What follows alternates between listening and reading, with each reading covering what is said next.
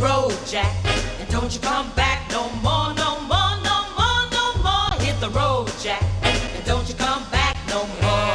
Oh, what you say? Hit the road, Jack, and don't you come back no more, no more, no more, no more. Hit the road, Jack, and don't you come back no more. Oh, woman, don't you treat me so mean. You're the meanest old woman that I've ever seen. I guess if you say so, I have to pack my things and go. That's right, hit the road, Jack, and don't you come back no more, no more, no more, no more. Hit the road, Jack, and don't you come back no more. Oh, what you say? Come on back.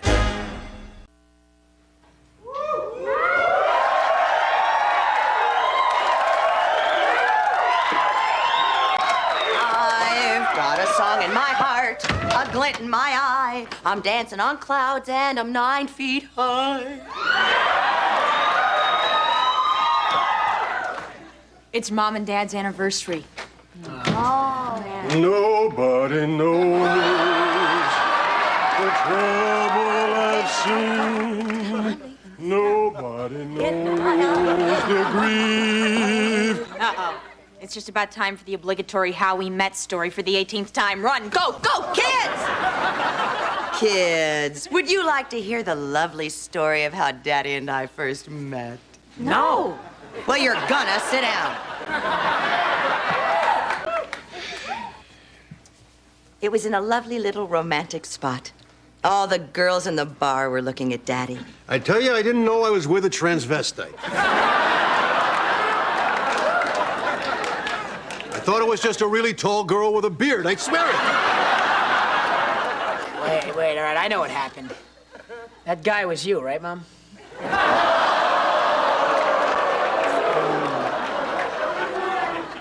No one here loves you or thinks you're funny. Let's just move this thing along here. Mom, when did you realize Daddy was the right guy for you? Oh, there is no right guy, honey. There's just a weak guy in the right moment. You see, all my best friends were already married. As a matter of fact, I'd been to 2 weddings earlier that day, and I was still wearing the lime green bridesmaid's dress and clutching the 2 bouquets I'd wrestled away from Susie Faruka. I vowed the next bridal shower I went to would be my own. So I went down to the college bar, the Drunken Savant. And my eyes met the most handsome man in the bar.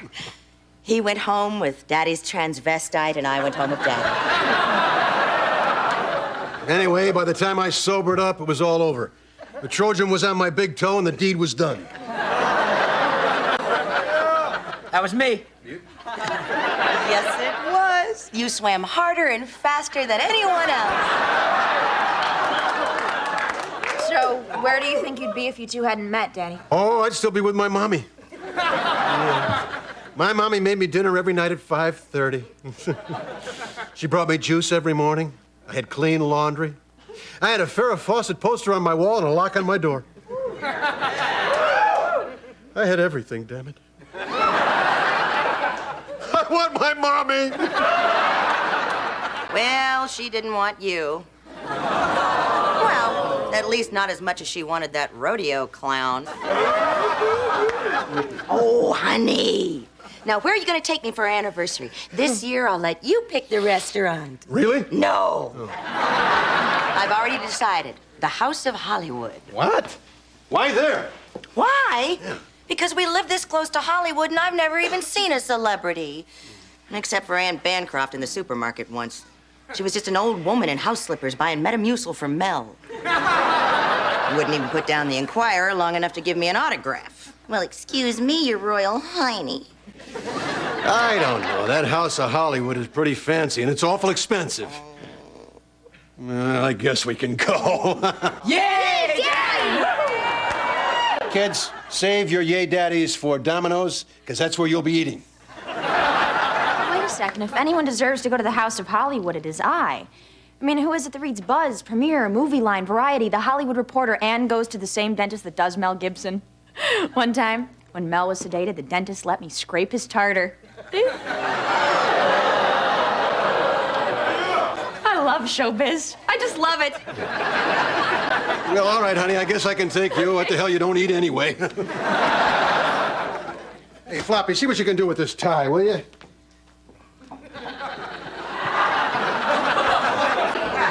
you go. Yeah, you got magic hands there, Mr. Floppy, magic hands. And little Drew Barrymore, you should see what I can do with my feet.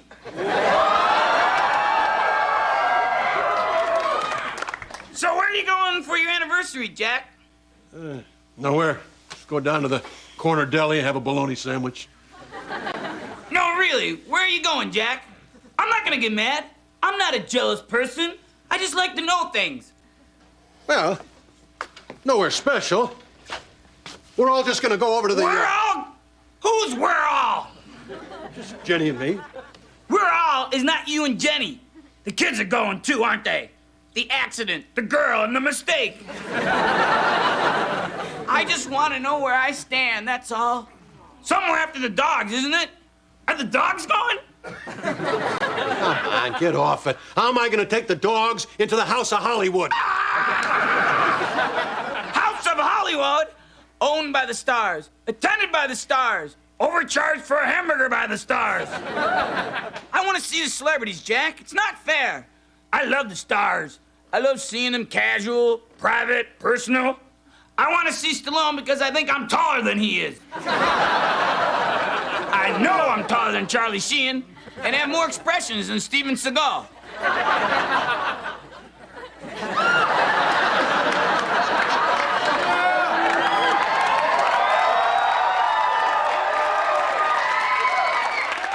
There!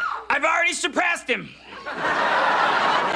Take me along, Jack. Maybe Drew will be at the House of Hollywood. If she wants to take me home, you'll understand, won't you, Jack? She'll notice me from across the room. Our glazed-over plastic eyes will meet. It'll be as if no one else is in the room. She'll dance with me.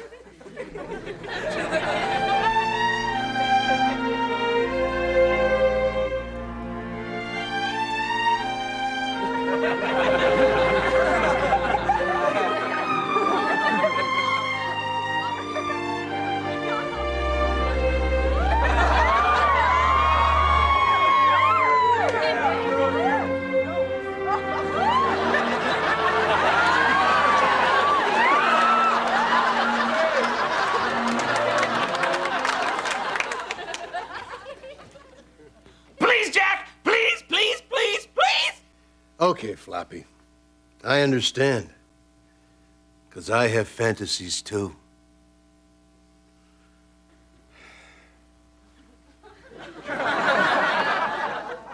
Mommy, can I have my juice now? Of course, sweetheart. Now, where are you going to find a woman like me? Sit up straight!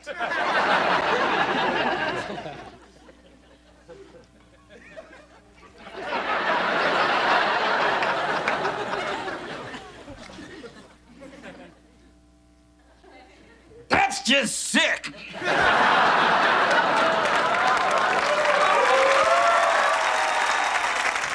Well, let's see. Did you call for reservations? Absolutely. Dr. Jack Malloy.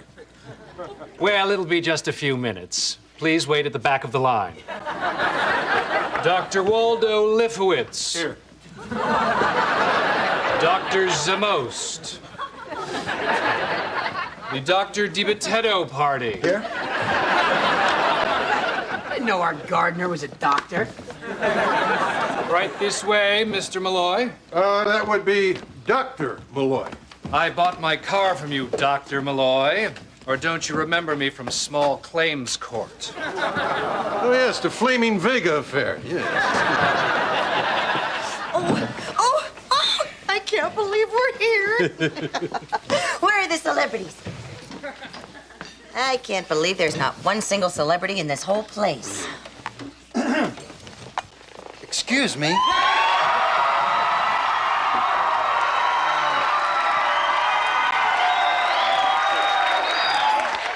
Could you pass the salt? I need some on my chips. I hope it's not raining because I forgot to bring my poncho. And I'm riding my motorcycle. Vroom, vroom. Yeah, that's great, buddy.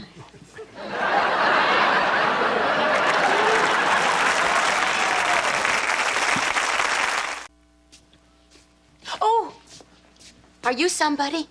Yes, I'm Guy Babone. Oh, here. Sign this. What do you do? I'm your waiter. But I will be a famous actor one day. Yeah. Look, De Niro, could you get us some bread pronto, please? Hey, as long as you're here, I might as well order for everyone. We'll have one steak to split, one baked potato, one salad, and a lot of forks. Hey, those people over there are done, and they left half a chicken. Bring that over here. For you, honey. Happy anniversary. Hey, not so fast there, Babone. I'll have, steak. As rare as your chances for stardom. I'll have a steak, too. Burnt, like your look. And I'll have a steak served searing hot, just like a Guy Babone performance. How much is the kiddie meal? It's $2.95. It'll be one kiddie meal. And for the milk, I'd like to substitute a scotch on the rocks. And for the hot dog, I'll substitute another scotch on the rocks. One kiddie meal coming up. I sent the kids for souvenirs. It's just you and me. Happy anniversary, honey. Anniversary, you say? A rose for the lovely lady? I would, but I'm with my wife. Check this out, Dad.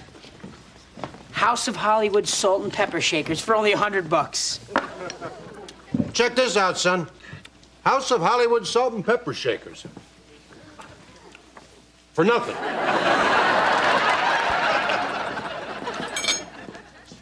What's wrong? You haven't touched your food. Some big star could walk by at any minute. I don't want to have my mouth full of food when Brad Pitt walks up and says, "I love you. Let's go to Paris. You'll never see your family again." What is it with girls and stars? Stars are, well, they're like royalty. They have a quiet dignity that sets them apart.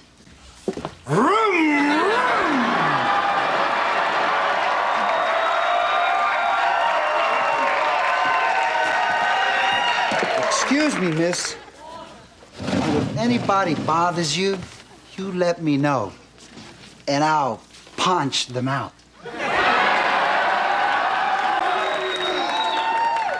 Look, it's Eric Estrada. Okay. That guy's talking to his menu like Daddy talks to his bunny. Don't make any eye contact, no sudden movement. We'll just ease out of here and go back to Mom and Dad. Look, it's Eric Estrada. Cool boots, dude.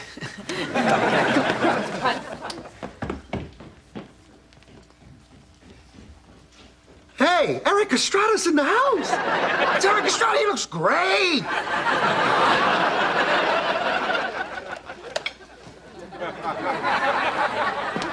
Ooh, I don't see a single celebrity.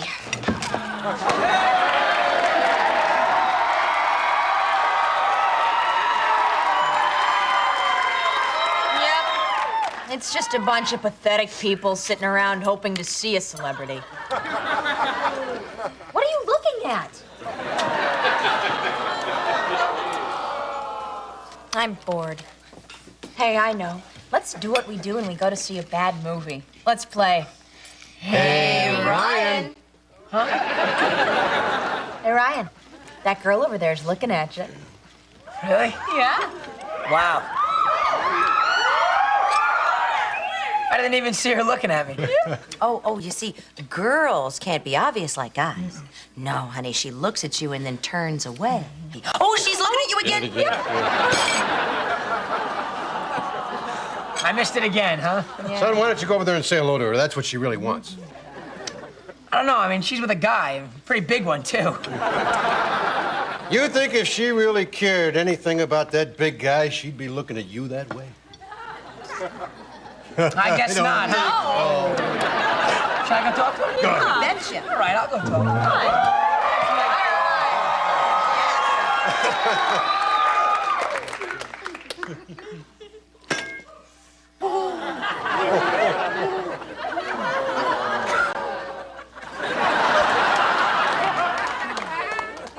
I think you were wrong. Our mistake. Could have fooled me.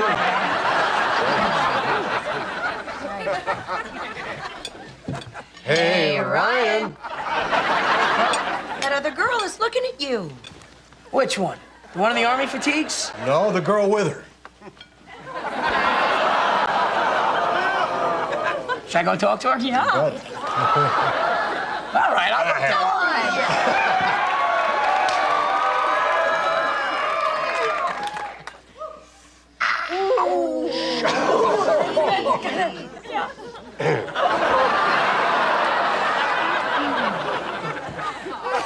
I don't think she was looking at me. Well, no harm. Hey, Ryan. Now, that girl over there is looking at you this time, I'm sure. Go on over there and talk to her. Should I go talk to her? Oh, You bet. yes. Oh, wait. Hold on. Better. I'm gonna go talk. Go ahead. Now, look, I swear, if one more creepazoid hits on me, I'm gonna lose it. I saw you looking at me.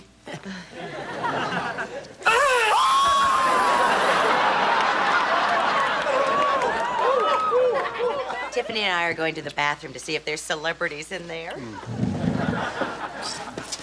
You know what? We're gonna go to the bathroom too, Dad. What for? Dad, we're guys. We just finished a big meal. Use your imagination.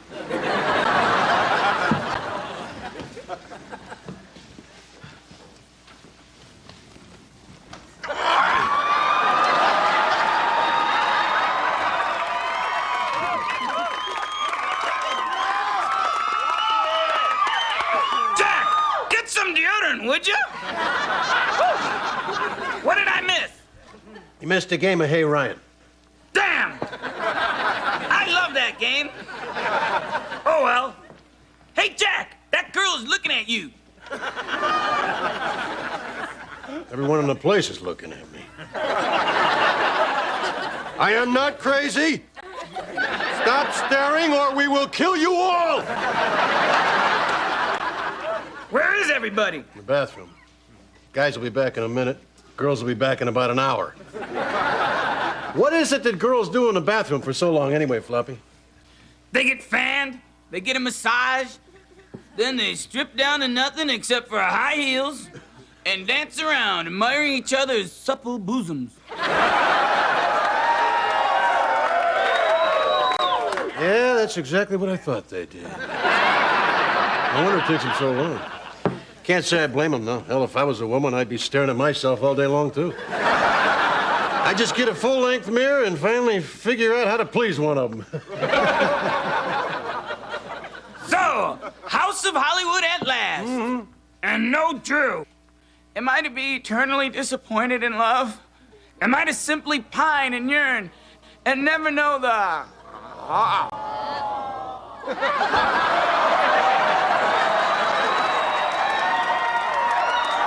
Jack! Oh, my God!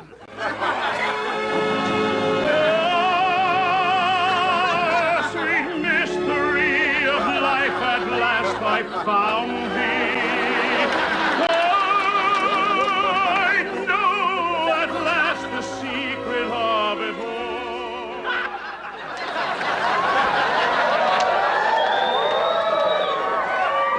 Mommy, what happened to Muffy?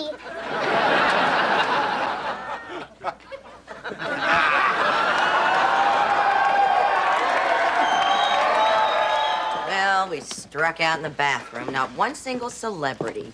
Oh, I'm so sorry, officer. I could have sworn those were Tippy Hedren's ankles. Well, I have to say, I was impressed by the way you ripped the door off that stall and shouted, "We love your work!" Whoever she was, at least she said thank you. Well, we did get some great information. The bathroom was a buzz. They say David Caruso is in the men's room. Go in there, Jack. Strike up a conversation at the urinal. Yeah. I don't think so. You don't want to shake hands with a guy at a urinal. Oh, Dad. please, please, please go to the bathroom. But I could care less about David Caruso. Fine. I guess we'll just have to make our own fun. Hey, Ryan. Huh? That girl over there's looking at you.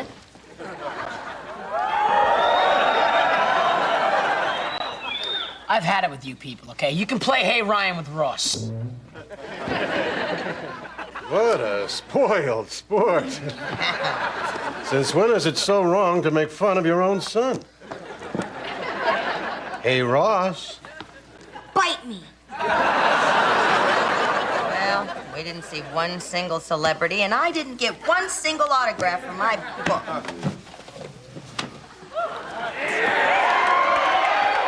Look, I'm Eric Estrada, and I was the star of the television show Chips. Yeah! Vroom, vroom.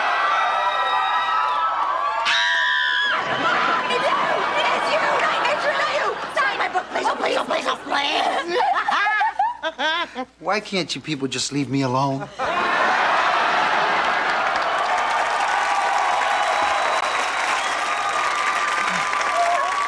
Oh, Jack. Jack, I was insulted by Eric Estrada.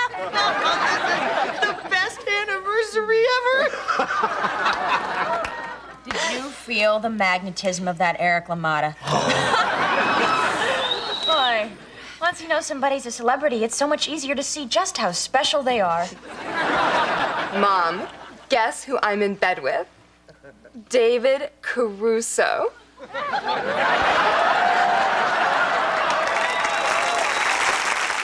Dear Mr. Floppy, you are severely limited in this show.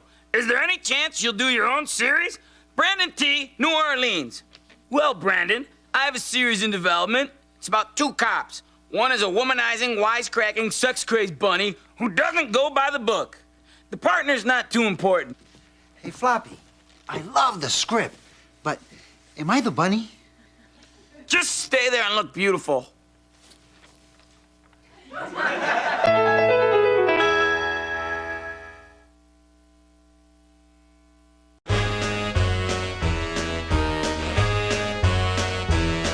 Hit the road, Jack, and don't you come back no more, no more, no more, no more. Hit the road, Jack, and don't you come back no more. Oh, what you say? Hit the road, Jack, and don't you come back no more, no more, no more, no more. Hit the road, Jack, and don't you come back no more. Oh, woman, don't you treat me so mean. You're the meanest old woman that I've ever seen. I guess if you say so, I have to pack my things and go. That's right, hit the road, Jack, and don't you come back no more, no more, no more, no more. Hit the road, Jack, and don't you come back no more. Oh, what you say? Come on back. Well, alone at last. You seem nervous.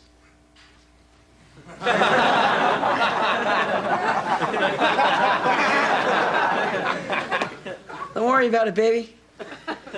Done this 1,000 times.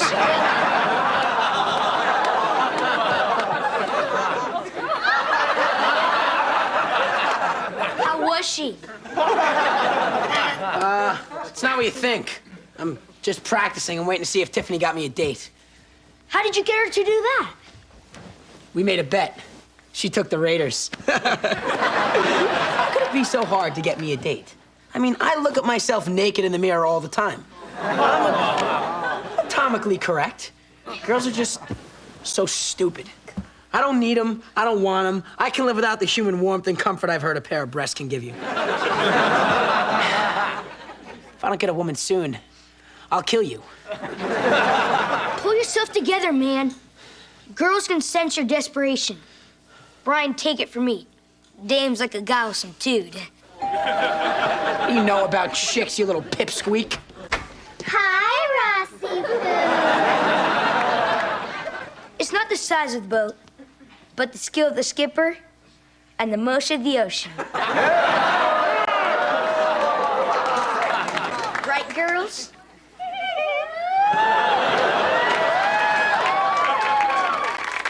Now, where were we? Hi, Ryan. Son, could you at least take her out to the movies so that way we don't have to watch? I sort of have a problem here. No kidding. I need the car. I think I have a date. Well, honey, just have the cushion back by midnight. We want to watch Conan. No, it's with a real girl this time.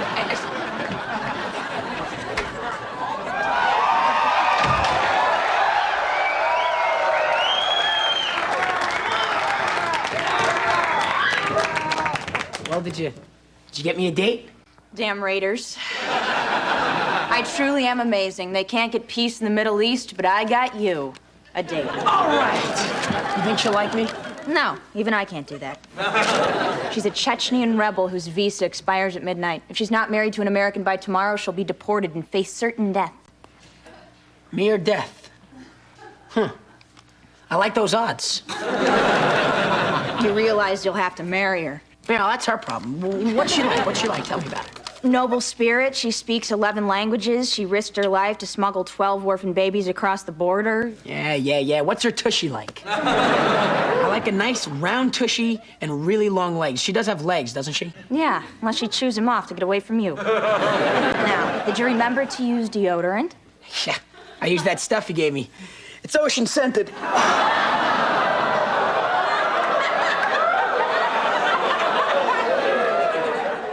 Before leading revolution, I translate works of Kafka. Oh, God. How long do I have to listen to this boring girl drivel? But I do like the way her bosom heaves when she talks. Boy, she's pretty. Don't be nervous. Whatever you do, don't sweat.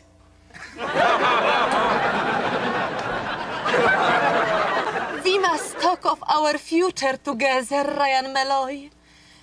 I know 100 ways how to please men. Uh-oh. Sweating. Wet. Must get to my deodorant. Need distraction. Hey, look over there. It's one of our missile silos. Silly wet boy, I am a refugee, not spy.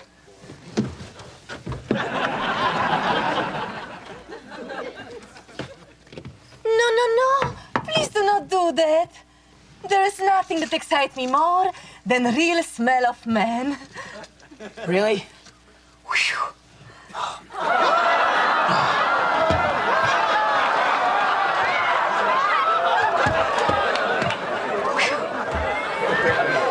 I was wrong. Look, I cannot do this. I go back to my country now. But, won't you be killed? I hope so. Oh, we haven't kissed yet.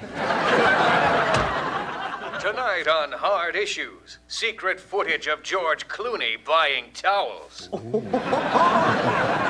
But first, a report on Are Your Kids on Drugs? You know, it's almost as if they're teasing us. You're so stupid. Why don't they just show us the good stuff first so we can switch channels later? Those network people are stupid. Be sure and call your children into the room. Roz! Pumpkin! I'm glad you're home. Oh no, what now? There's an important show on drugs, honey. Oh, don't worry about me. I'm never taking drugs. Because I want to play pro baseball. Like my heroes. Darryl Strawberry, Steve Howe, and Doc Gooden. Yep, it's just straight and narrow for me. Oh, and by the way, we're out of airplane glue and cough syrup. Put that on the grocery list, sweetheart. It was a joke, Mom. Don't you get it? Watch the show. Lose weight fast with Dexatrim. And now a report on drugs. Before you watch our program, you might want to take the pull-out test in your TV Times magazine, which sponsors this show.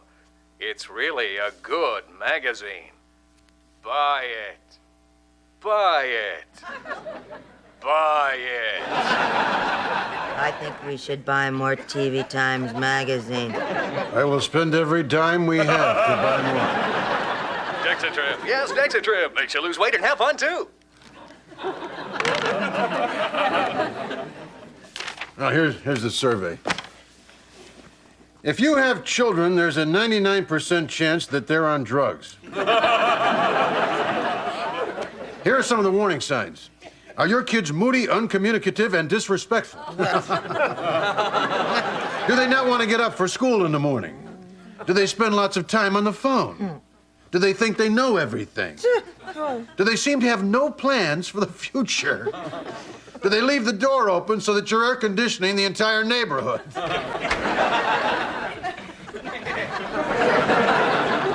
Do they not hang up their clothes? Do they finish the milk except for one last drop and then put the empty carton back into the refrigerator? These 10 things are the 7 signs of drug abuse.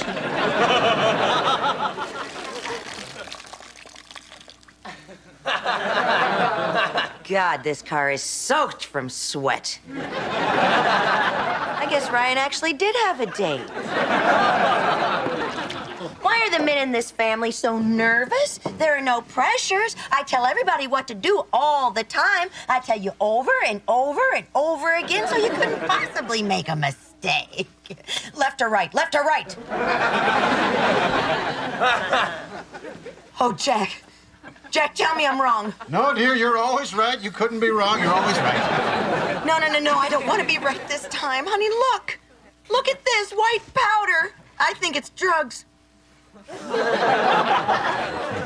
It can't be drugs. It must be something else. But it all makes sense. Leaving the door open, and then the milk, the line of white powder on the dashboard. Oh, my God, my little boy is using drugs. Now, hold on just a second. We better test it.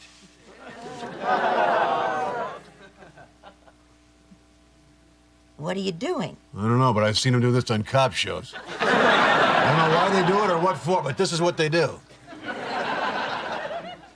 Then they taste it.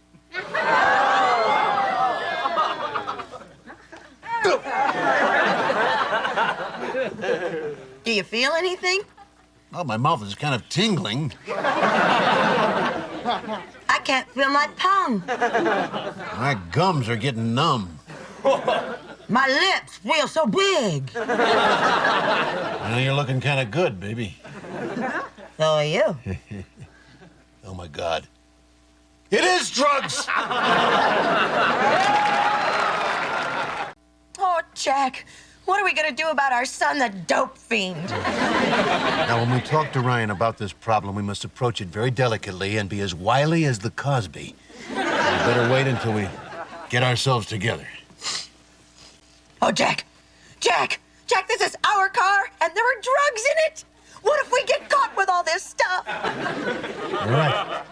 They could lock us up and throw away the key. They'd never believe us when we fingered our own son. We've got to act cool and just be natural. Okay. What do you think you're doing? I was going in the house. That's exactly what they want you to do. Who wants me to, and where are they? They could be anywhere. Inside that van, behind that tree, why, even inside that fire hydrant. I've got to think. Think! For God's sake, tell me what to do! Get a better job. Send me flowers occasionally and try doing it facing me once. All right, I'll get you some damn flowers. Now, the important thing is not to panic. We've just got to make it behind that bush without anyone... I know. You head over there, and I'll cover you with my 9-iron. And remember, serpentine. Serpentine.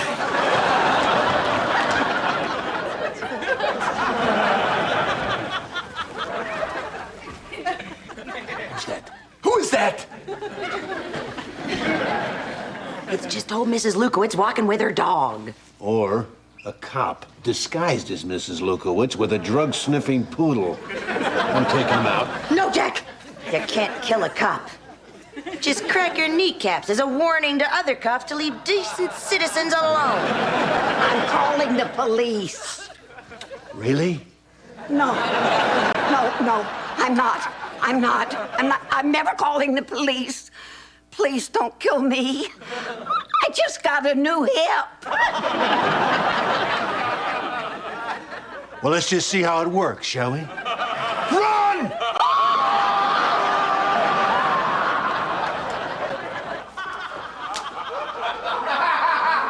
Oh, Jack! Just like a gangster. I don't know, maybe I haven't been the greatest parent, but stop to think about it, is that really my fault? I mean, you try hard, you try your best. Sometimes things just don't work out. I always can't help that. A lot of times things don't just go the way you'd like them to go. Sometimes I just think, I don't know, maybe I should just, start my life all over again. Jeez, will you shut up? The thing I can't understand is how some kid of mine could have got involved in something like this. I mean, where did I go wrong? If it's anyone's fault, it's Jenny's. She's the one who got pregnant. I mean, you were probably just doing what you were told. Well, that's right. That's right. Besides, if Ryan overcomes this, it could be the best thing that's ever happened to him. Huh? There's nothing more popular than going into rehab. In Hollywood, as soon as your career slumps, you take drugs, clean up, go on Barbara Walters, and shed a tear over your brave struggle. Barbara, I know I did wrong. I only hope my fans can forgive me and come to my next movie. Opening soon in a theater near you. If you want to boost your image, there's nothing better than that Pity Me cover of People magazine. And the story of how you fought valiantly back from the pills you voluntarily took because you were a big success. But the star you really got to feel sorry for is that Michael Douglas. I mean, the guy is addicted to sex. What a monkey on your back. Let's expose this myth. All guys want sex. It's not a disease. It's the stupidest excuse ever invented for cheating on your wife. It's funny how the disease only occurs when you're around hot chicks under 25. If you can't control yourself around fat ex-prostitutes over 40, then you've got a disease. Or one is on the way. Let's face it, this country's addicted to addictions. You know, you marry your high school sweetheart, stay faithful, be the designated driver. No one cares. But go to jail for cocaine abuse, and they elect you mayor of D.C. Well, the Republicans have 4 years to find a good, charismatic crackhead. Jack, I found some more of this stuff in Ryan's room. It got all over me when I picked up his towel. Well, thanks for bringing it down here and incriminating me. Jack, honey, look, we cannot be the kind of parents who stick our head in the sand and just hope this goes away. We have got to deal with this. But we're not smart enough. Jack, you know what we have to do. We have to go to the video store. Sesame Street taught them how to read. Barney taught them how to hug. Surely there's got to be some hip happening puppet out there with better parenting skills than we have. I'd say that's a pretty safe bet. It's time to confront Ryan. Right. Ryan, come on down here. We need to talk to you. Russ, you have to leave. Why? What is it? Am I not a member of this family anymore? What, am I too young or stupid to know anything that Ryan knows? Oh, I know. You got fired. Oh, I knew this would happen. You never go to work. You're always in that basement. I got fired. You're kidding. Jack! You got fired? Well, why didn't you tell me? Just found out myself. Well, how much have you saved? About a six-pack. I can't believe this. I got fired. Then it's true? You guys wanted to see me? Not now. I just got fired. You're kidding. When'd you find this out? Ross just told us. I never said that. Yes, you did. Your mother and I both heard you. You got us all upset. Not very funny, mister. You just march up to your room and think about what you've done here. I hope you do get fired. Ryan, son, sit down here. Your mother and I have something very serious to talk to you about. It's wrong to use outside stimulants, honey.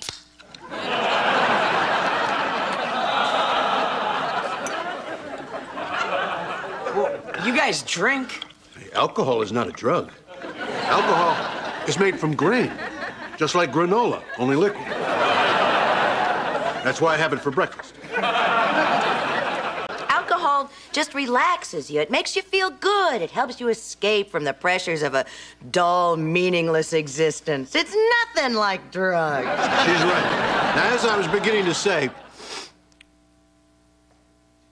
what was I talking about? I completely forgot what I was talking about. I was talking about I lost my job, alcohol. Oh, yeah. Your mother and I were watching the Lollipop Locomotive video, J is for Junkie.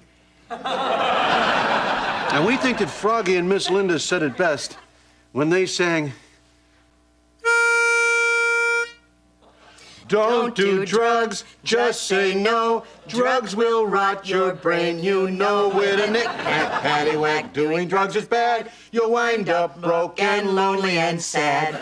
Don't do it! Don't do it!" So, son, you see what we're laying down here? Not really. Ryan, honey, we found this in your room, and we know you have been abusing it. I'm not abusing it, just using what I need. I mean, is it my fault and I need more than the other kids? This helps me fit in.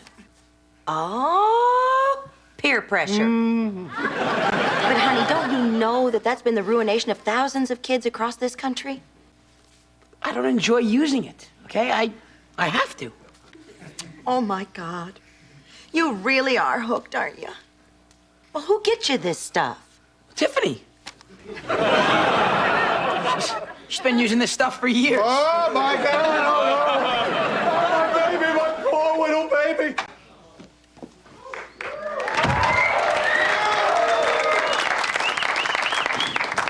Tiffany, your mother and I need to talk to you.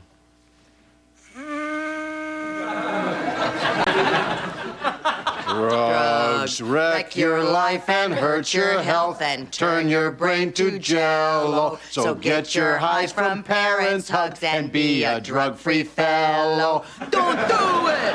Don't do it!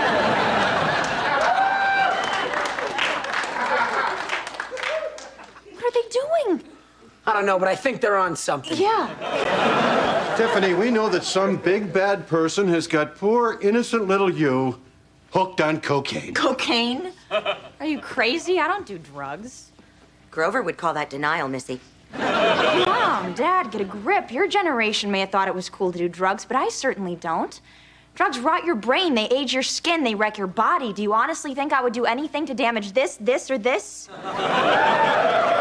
Do you think I would have wind up like those two nutcases that terrorized Mrs. Lukowitz and her poodle? The cops are going door to door looking for those lunatics.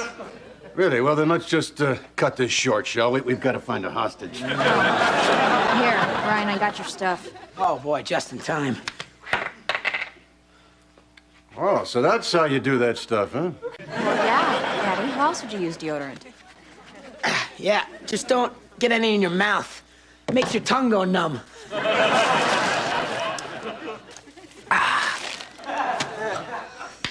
Oh, boy, this stuff smells great. I'm gonna go talk to the cops.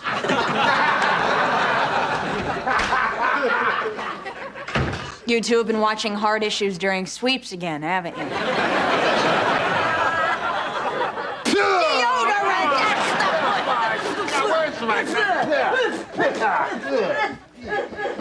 Kids, we've made fun of a very serious subject, deodorant. So remember, here's your message, loud and clear. If you want to learn something, don't come here. Don't do it. Don't do it.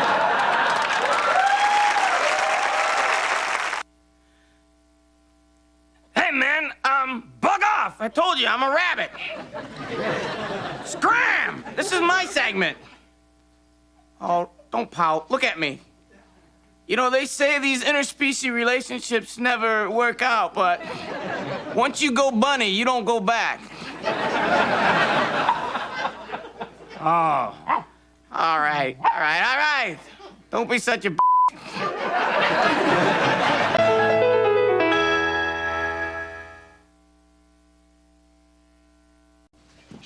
Yeah! Tiffany, what's wrong? I just had a brush with death. I was crossing the street on my way to school, and this bus came barreling down on me at 90 miles an hour. Oh, my God, are you okay? Yeah, fortunately, it missed me. But if I'd been standing just a few inches over, that bus would have hit me and dragged me under its tires for 3 blocks like it did the poor idiot standing next to me.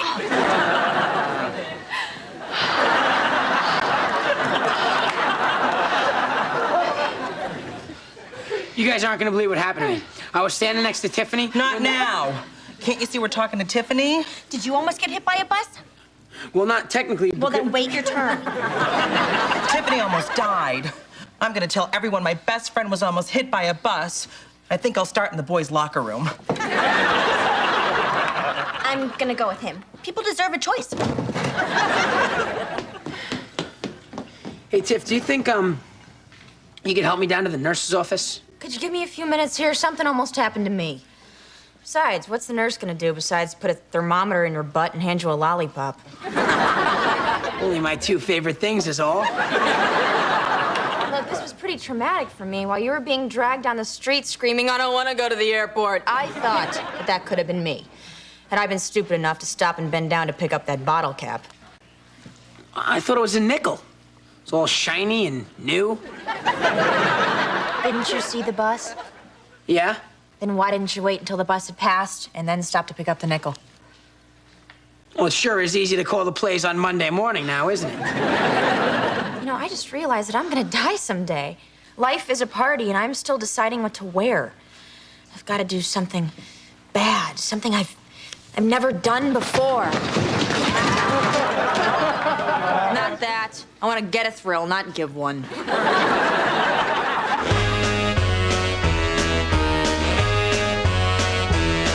Hit the road, Jack, and don't you come back no more, no more, no more, no more. Hit the road, Jack, and don't you come back no more.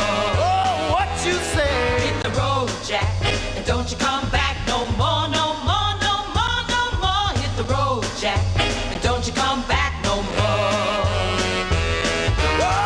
Oh, woman, don't you treat me so mean. You're the meanest old woman that I've ever seen. I guess if you say so, to pack my things and go. That's right, hit the road, Jack, and don't you come back no more, no more, no more, no more. Hit the road, Jack, and don't you come back no more. Oh, what you say? Come on back. What are you doing, Jack? I've just programmed in our V-chip. This is really great. Now I've programmed out all the offensive channels. You know, C-SPAN, PBS, CBS, and of course, I kept the Playboy channel. That's so soft-core. Boobies on vacation. Boobies on a boat. Boobies playing volleyball. Scuba boobies. Can't they show anything else besides a bunch of boobies? Whoa!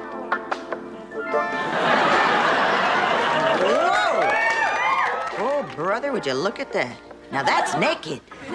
What channel is this? Public access. This is Gina, the naked psychic. She comes on right after the vacation slides with Uncle Randall. Oh, who on earth would find this kind of smut entertaining? Wow! Go, Gina, go! What are you doing? We can't let Ross watch this. You're absolutely right. Let's see what else is on. Ah, here's the Killing Channel. No nudity on here. This should be okay for me. Cool. I want to kill my parents just like this guy. Kids are so cute. Yeah. Hey, Mom. Hey, Dad. It's report card day. All A's. Oh, him. Yeah. How'd you do, sweetheart?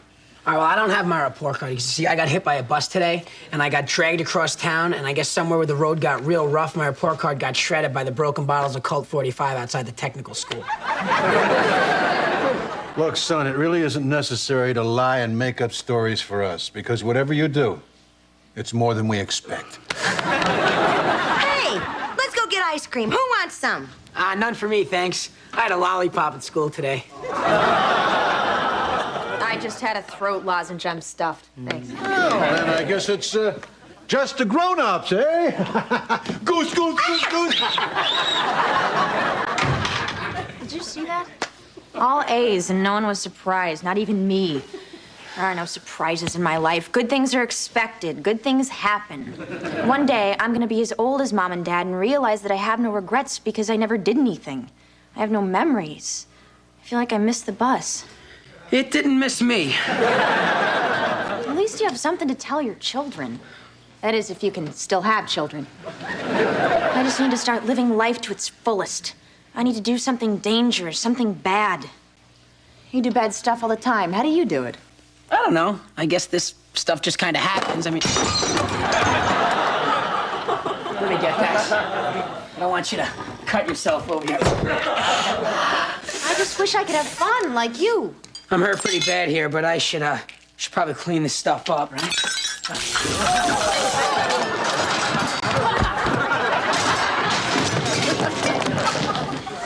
There's that darn moose.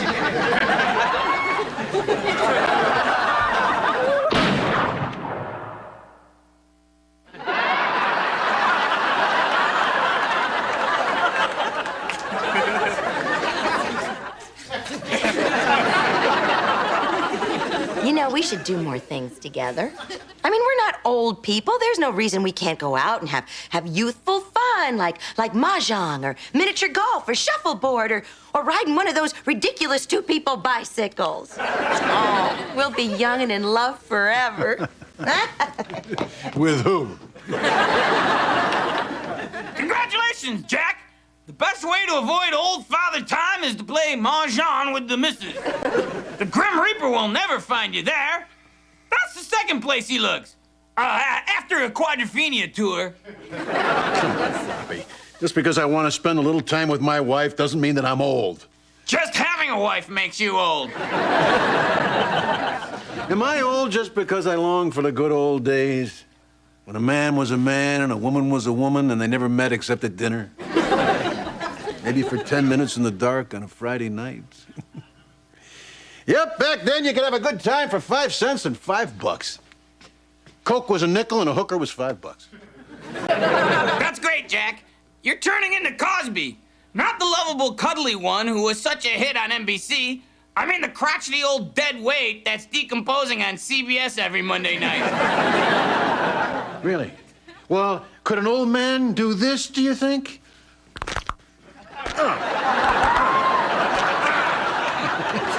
Rains are coming, Mr. Floppy.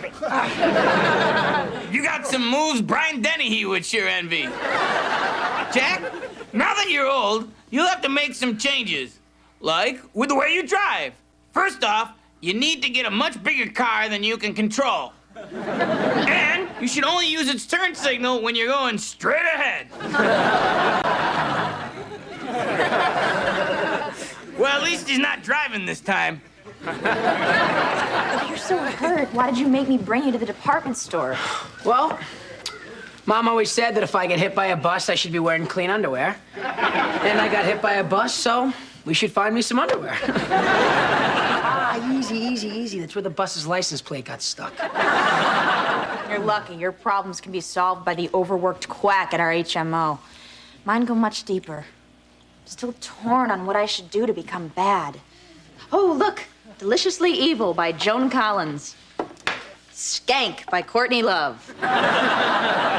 And Corn Dog by Elizabeth Taylor. Oh, you broke Musk by Roseanne.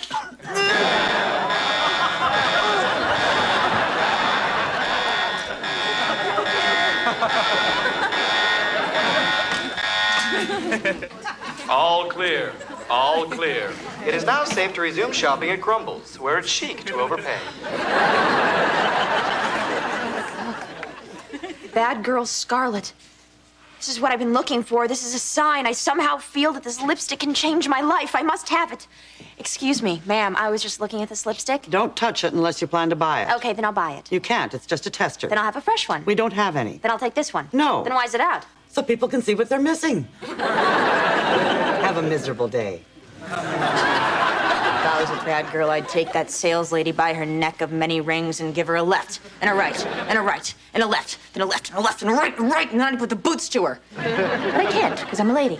A good girl, damn it. I mean, darn it. Oh, golly, if I don't do something bad, I'll bust. I just will.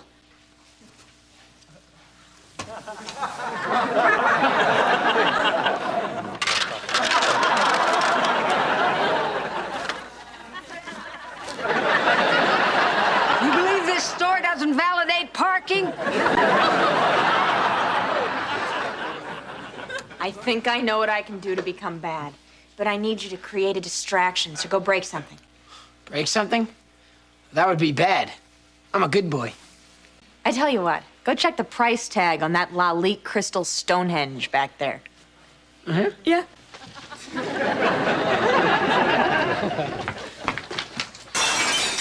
Sorry. Sorry. Sorry. Sorry. It was $9,700, sis! Hey, what's this?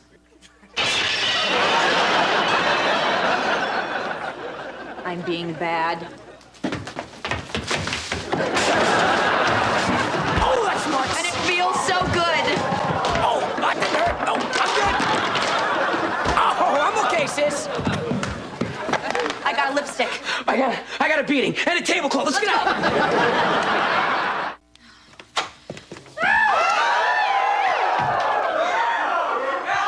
Stealing this was fantastic. This must be what Juliette Lewis felt like in Natural Born Killers. I'm gonna be a bad girl from now on. I'm not even gonna hang up this sweater. I'm just gonna throw it right down on the couch. Just like that. Of course, I'll fold it first. No, this is no good. I'll just hang it up. But in a carefree, evil manner. Okay, let's see. What bad thing can I do now? Oh, I know. This is gonna be great. Watch this. Hello. Do you have Prince Albert in a can? You do. Well, then I'll take some. Thank you. Well, I guess you can't go bad all at once, huh? You kidding? I just bought a tobacco product. Hey, you're right. Who be bad? I be bad.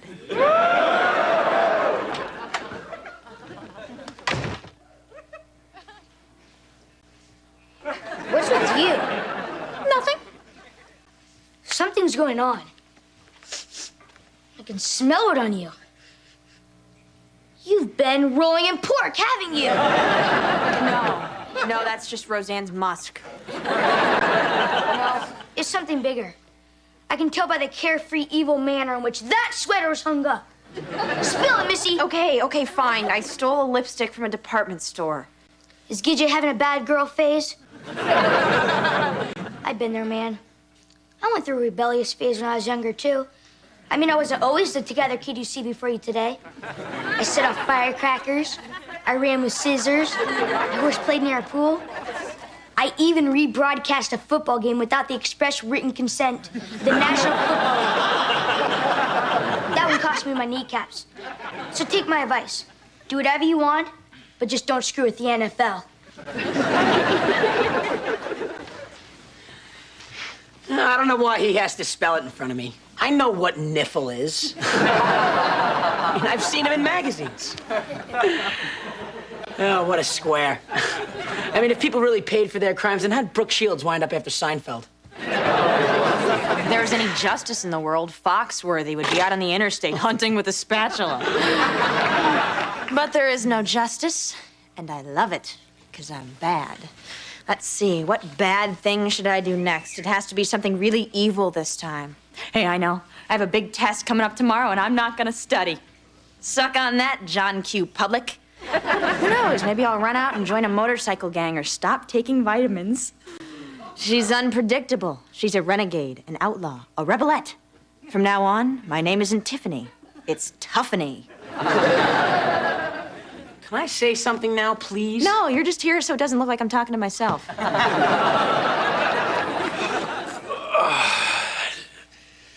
Floppy, I gotta tell you something. I feel sick to my stomach. Too much ice cream again? No, I just came back from seeing a new Barbra Streisand movie. The Mirror Has a Big Nose. I tell you, Floppy, it was awful. That nose blew in THX. Yeah, she hasn't been any good since on a clear day you can see her nose forever. Jack, the only true answer to happiness is never leave the basement.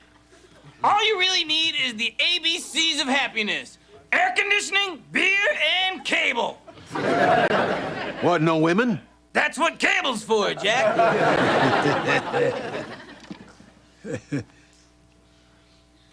Is that a woman? No, that's Streisand. Turn it off! Turn it off! I can't. The controls are broken.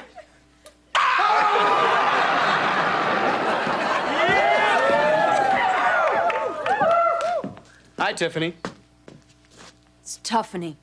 Hey, guys. Hi. Check out my tattoo. It's Popeye. I've always had a thing for that butt-kicking philosopher who yam what he yam. Arr, arr, you unintelligible, enigmatic little sailor man. God, didn't that hurt? Actually, it's an iron-on. But the paper's stuck and it pinched a little. I started to tear up, but then I remembered that rebels don't cry. They wear leather. And bad girl scarlet. Is that the lipstick you stole? Actually, I went back and paid for it. I mean, bad is one thing, but stealing from a big faceless corporation is just plain wrong. Big test today. I have Tiffany's left side. I have her right side. How come no one wants to sit next to me? Because you smell like Roseanne's musk. I've been doing everything I can to get rid of that smell. I may just have to take a shower. Oh, and write bigger this time. Last time I wrote an entire paper on Lincoln, the president who made us feed the slaves. You guys have been cheating off me? Yeah. Yeah. Oh, great. Thanks for telling me. I've been cheating off dumb Larry. Guy's an idiot. I haven't passed a single course all year. No? You guys are just gonna have to cheat off someone else because I didn't study. Oh, my God, what? The whole class depends on you. Not me. I cheat off dumb Larry. What a dilemma-ca. This bad girl thing just isn't working out. I should have just realized that I am what I am, and it's all that I am. I mean, it's wrong that all you people who didn't study should fail just because I didn't study. Oh, have your identity crisis some other time. Can't you see we're all counting on you? Not me. Counting on dumb Larry. Dumb Larry quit school and joined the Navy. Now he's in charge of a nuclear sub. Well, that's fine for our country, but who am I gonna cheat off of now? There's only one man that can fill dumb Larry's shoes. I must find retard Ray. You have 4 minutes to learn the entire Renaissance. Can you do it? That book's awful thick, but if there's one thing I've learned from Popeye, it's that when you're standing up to a big bully or a big book, you needs proper nutrition. Like spinach.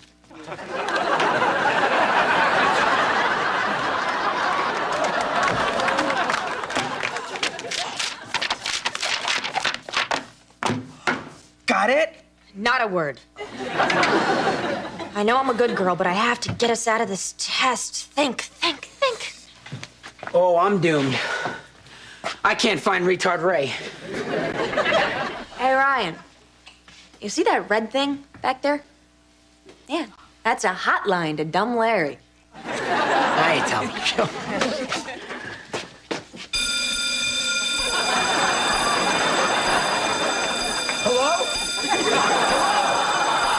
Okay, everybody out, single file. The test is canceled. There we go.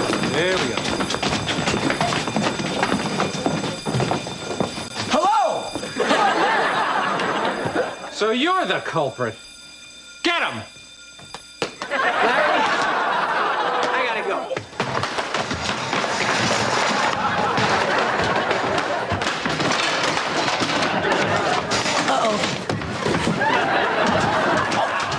Oh, gee, tender spot.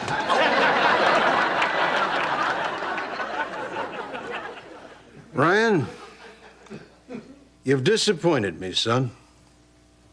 You got a ticket for getting blood on a city bus? I've got a bill for over $300,000 worth of broken crystal from Grumbles. You set off a false alarm, and you broke a security guard's nightstick. Now, what do you have to say for yourself? Glum, glum, glum, glum, baby. Well, that I've got brain damage and I can't form word stuff may work at school, but not here at home, mister.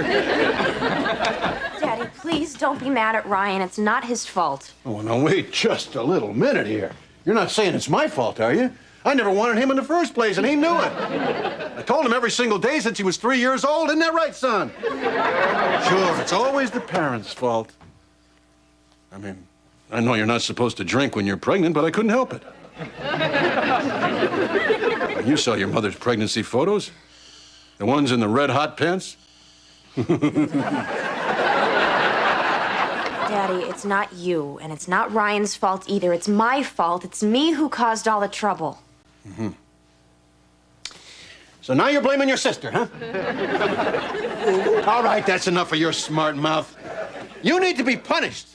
So get ready for the worst. That's right. Barbara Streisand Film Fest. Starting with Yentl, the director's cut. Oh, no. Yeah. You can talk now, can't you? Glove.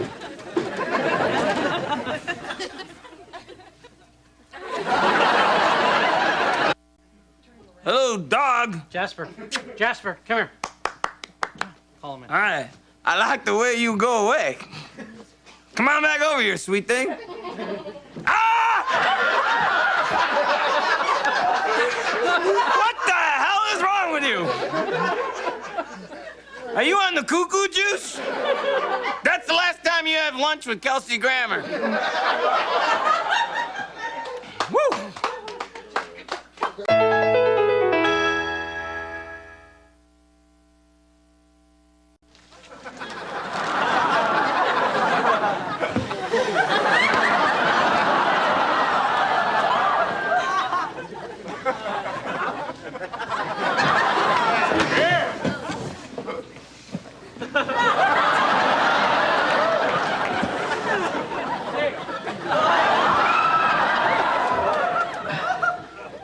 Are you wagging your tail because you're happy? Really need a reason? I mean, you people are such Freudians. Everything has to mean something, you know? Sometimes a butt rub is just a butt rub. Doesn't mean you have a butt rash or anything. Hello, everybody. Hey,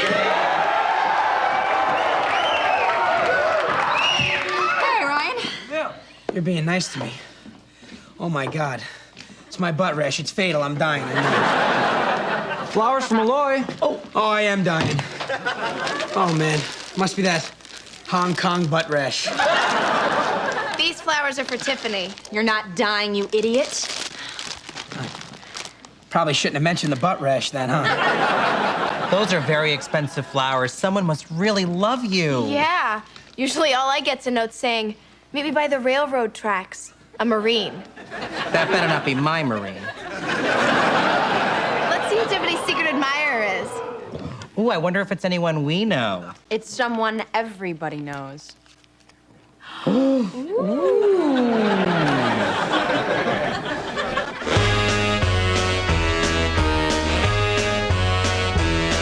Hit the road, Jack, and don't you come back no more, no more, no more, no more. Hit the road, Jack, and don't you come back no more. Oh, what you say? Hit the road, Jack, and don't you come back no more, no more, no more, no more. Hit the road, Jack, and don't you come back no more.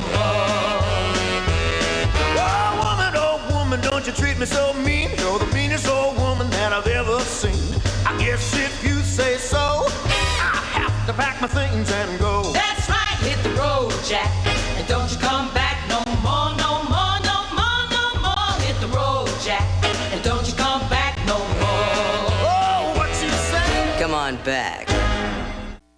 Dad, I'm starving. Where's Mom? Who cares? We don't need no stinking woman.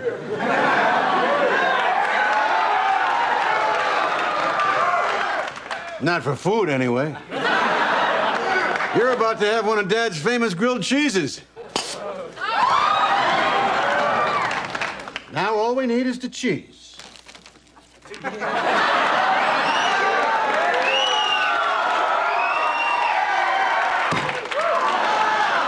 There you go, son. Don't look at me. Don't talk to me. Don't tell me about your crummy day at work or school. I've got my tabloids so hot off the presses, Burt Reynolds' wig is still a-smoking. Mom, how about some dinner? Oh, no thanks, honey. I ate before I came home. Fans to OJ, please kill Madonna. The untold tragedy of Ted Danson's new show. Ooh, TV funny man Herbie Sternberg dating teenage vixen, page 3. Well, let's just see what this little trollop looks like. The little trollop is our daughter. Tiffany? No, Jack. The one we sold to the gypsies. It's like a dream come true. Tiffany's dating a star. Tiffany's dating a star. Jeez, that guy's old enough to have a show on CBS. He is not old. He's the #1 TV star. Celebrities don't have ages. They're not like you and me. They're rich. That makes them beautiful and fascinating. Oh, yeah? Have you seen B. Arthur lately? Jack? Honey, isn't it wonderful that our little girl's dating an old man? Yeah, that's really great.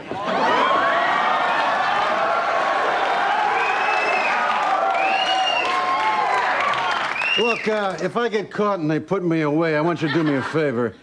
Don't wait for me. Because I got a feeling in the joint, with a butt like this, my dad's card's gonna fill up pretty quick. No, Jack, now don't you worry. Even though I'll be with 100 other men, I'll always think of you. Oh. Oh, that feels good. That feels good.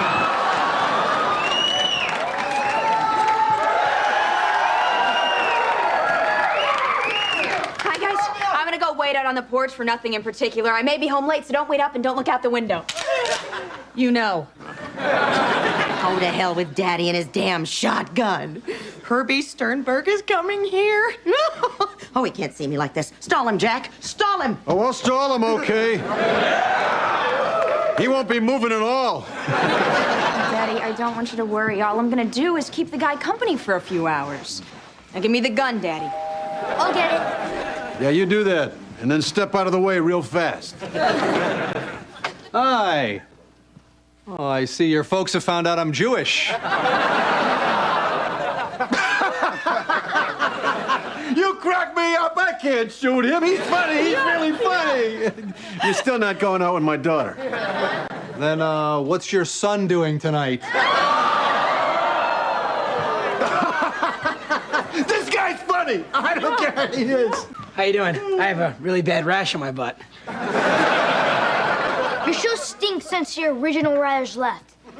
Say hi to Roseanne on the way down, buddy. That's pretty much the whole carnival of freaks. I think we can go now. Oh! Do we have company? How do you do? I'm Jennifer Malloy, and you must be. I'm Herbie Sternberg. Photo op. Okay, now we're gonna be on our way. Daddy, I really don't want you to worry about me. No, I'm not worried. Oh, great. Then what time do you want me home? Come home anytime you want, sweetheart.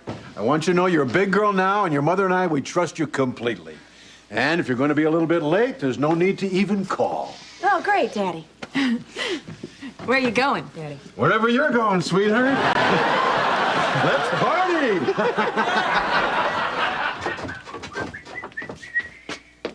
Hello, Mr. Floppy. Old Spice, Jack? What have you been doing all night? Waiting for your man to return home from the sea? No, I was out doing the town. I tell you, it was the best night of my life. And so nice to be out with a gentleman for a change. Opening doors, picking up the check. Gee, I hope he calls. If he does, don't pick it up on the first ring. You don't want him to know that you've been waiting by the phone, do you, Missy? You know, you can make anything ugly. You got this all wrong. He's not my beau. He happens to be Herbie Sternberg, and he's dating Tiffany. I'm just along for the ride. Funny man, Herbie Sternberg? He's a playboy, Jack. A celeb. Celebrities dump young chicks faster than people running from an Al Gore speech. I'll tell you, Floppy, this whole Herbie Sternberg thing is going to work out great for me because once he dumps Tiffany, him and me are going to be lifelong friends. I'm going to use him to meet a lot of other celebrities. Think of it, Floppy. I'll be playing poker with Coach and Frazier and... Well, you know, that fine actor making such a fool of himself on Third Rock from the Sun. Jack, let me tell you a little story about being a celebrity suck-up. Back when I was a young toy, I hung out with a guy, you might know him as Snoopy. No real talent, but a hell of a lot of a charm. The camera just loved that guy. Man, you walk into a bar with Snoopy, the bodacious, busty beagles started wagging their tails. And if they couldn't get the man, they'd take the man who was taking the man's leftovers. They called me Sloppy Floppy. The leftover man. One day, he sends me out to take Lucy home after a rough night. When I got back, who's hopping around saying, "You're the greatest, you're Joe Cool, and you should be using your talent to do some insurance commercials"? Woodstock. The little bird with the big brown nose. I was out on my cute white duff. For a while, I hung out with Garfield, which is fine if you're into fat chicks. And cat hair. Funny how they go together, huh? What's your point, Mr. Floppy? Oh, all of a sudden the bunny has to have a point? Fine. The point is, don't drink and drive, okay? And Woodstock, if you're watching, it was me that put the laxative in your bird food. Look at them out there. Tabloid reporters and photographers all over our lawn. They're even going through our garbage. Yeah. Where do they find my calamine-soaked rump wipes? That'll be a story for them. Yeah, well, lucky for Tiffany, she's got Mom out there protecting her. Everyone, now remember, Tiffany is the one on the left. What's he like in bed? He's like a log. He just lays there. He doesn't move. There's not a thought to my pleasure, and he sweats like a racehorse, which is really weird since he does not move at all. Mom, he's not asking about Dad. He means Herbie. Honey, all men are alike. I hate to take the mystery out of it for you. I've never been alone with Herbie. Where did you two meet? He was giving a speech at the high school about the dangers of teenage sex. Did you ever see a UFO shaped like Elvis? No questions from the globe. As a matter of fact, we're feeling quite drained and Tiffany needs her rest. No more photographs, please.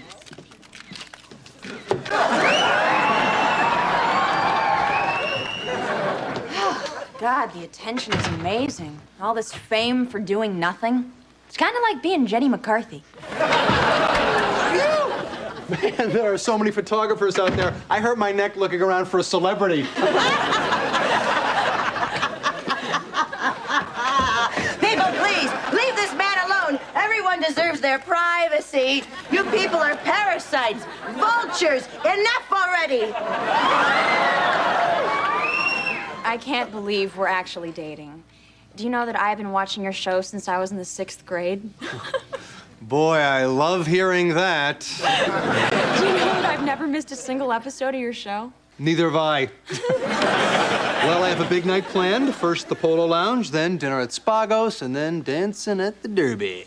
Oh, I love that we don't do the Hollywood thing. You know, you're so different from all the high school guys that I'm used to, so much more mature. Age is really just a state of mind.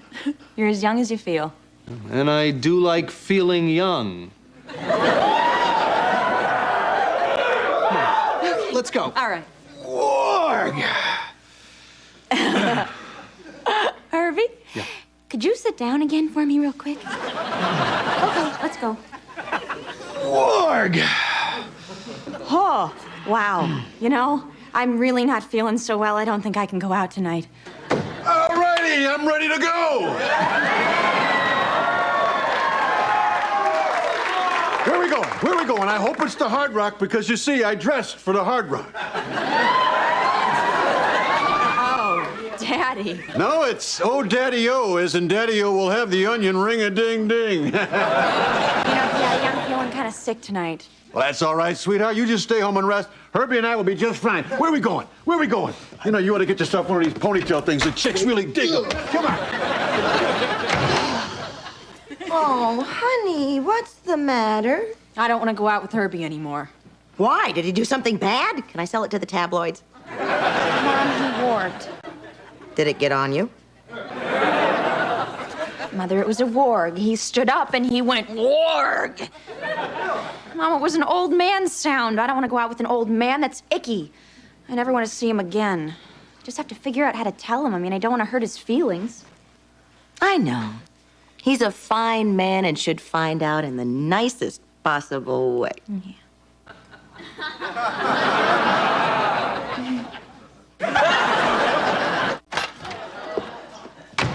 You break up with Herbie, and this is how I find out? I was just about to meet with Red Buttons at the Friars Club.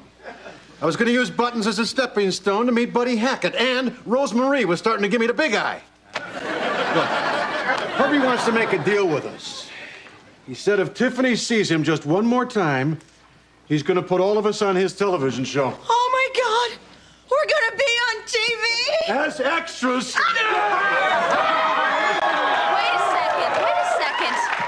Don't I have a say in this? Oh, I don't think extras can talk, honey. So what you're saying is that your daughter's soul is less important than seeing your big faces on TV? I want you to think about that for a second. Is the second up yet?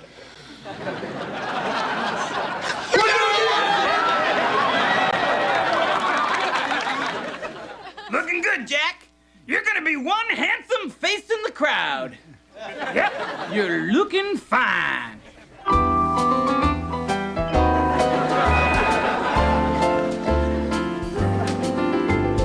You're looking fine. You're looking great. Show starts at 8, don't wanna be late. So shine those shoes and lay off the booze before you strike that pose. You better wipe that nose. The star is born tonight. So comb your hair, put on clean underwear. 'Cause when you're a star, they'll be kissing you there. A star is born tonight. Take it, Jack. Yes, sir. A star is born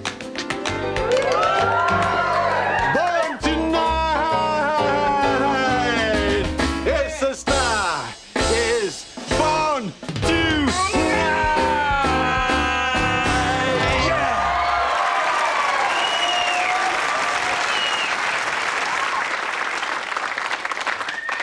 Congratulations, Jack. It's official. You're no longer straight. Gee, I hope they don't ostracize me in Hollywood.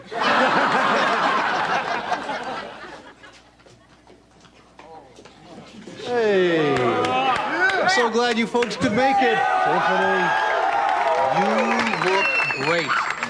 Okay, we're going to start the scene in a minute. I'm directing this one as well as starring. It takes a young man to do all that. God, the vitality of the man. Okay, you've been a great audience so far. Here we go with the big diner scene. And action. So, Herbie, did you contact the cereal company and tell them you didn't get the prize? Oh, I called them all right, Zelda. I killed him all right, Zelda. It's the way you said this. Zelda stunk, didn't she? So, Herbie, did you contact the cereal company? That was better this time. Oh, I called them all right, Zelda. And what'd they say? They said I needed a believable witness. Where am I going to find a reliable witness? I wish Boomer were here.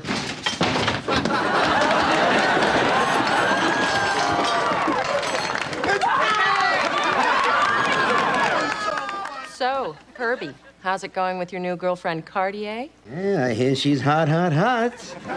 And due to graduate high school this year. I wonder where Fossily is.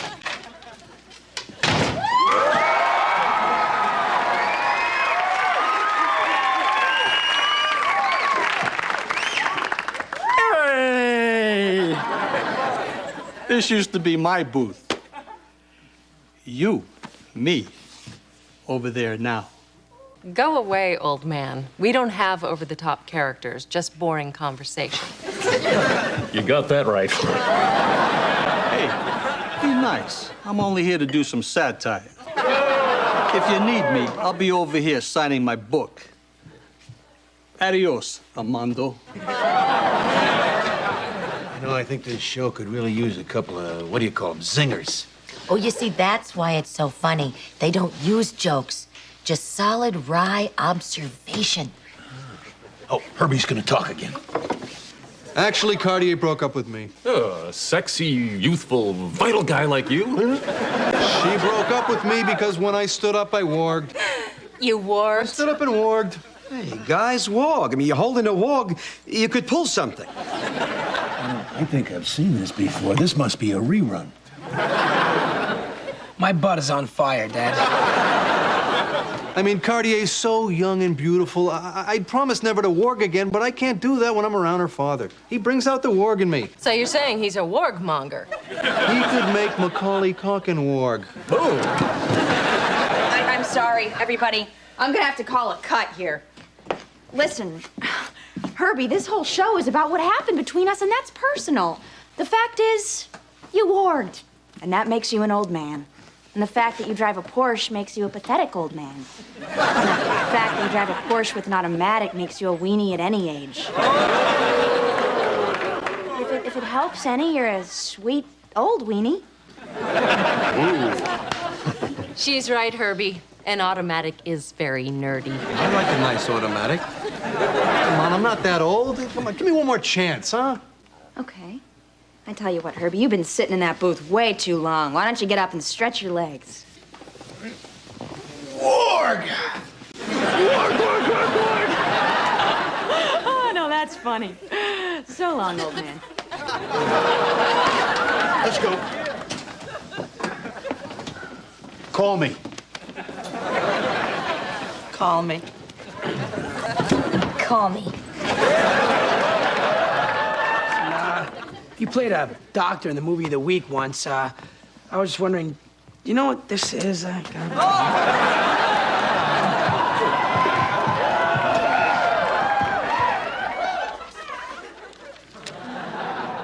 Oh, why can't they leave us alone? This palimony suit against Sternberg is ridiculous. $100 million. It makes it sound like gold diggers. I'm sorry I started this whole thing. Honey, it's not your fault. I told you not to get involved with celebrities. They're nothing but trouble. You can't blame yourself for this. Sometimes people do things that, well, that just aren't very smart. And he bought me a beer. Then he blackballed me right out of show business. Sure, I know 100 million sounds like a lot, but I had a promising career as an extra. I was good, damn it! But I will not be an extra in his life. Herbie, do the right thing. Do you hear me? Do the right thing.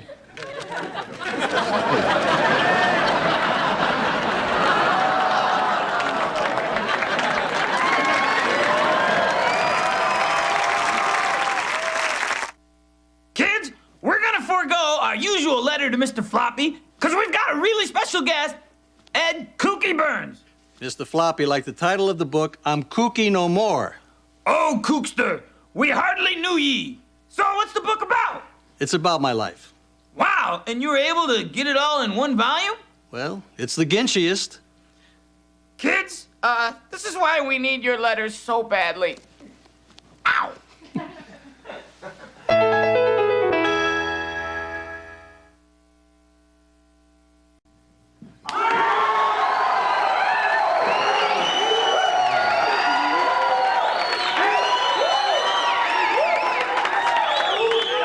I am so glad you're here. It's time to nominate the candidates for school president. Well, actually, candidate, since no one ever runs against our Tiffany. Oh, can I make the nomination? No, you did it last year. It's my turn to nominate Tiffany. It's my turn. Barry, it's my turn. It's my turn. My turn. It's my turn. You guys, stop it. Amber, you know that Barry bruises easily. I'm a delicate little peach. No, I'm the peach. I'm the peach. Barry, I'm the peach. I'm the peach. It's not Chicago 1968. Sable, can I nominate you for class president? So I can get crushed by Tiffany? No, thanks. But I want to nominate someone.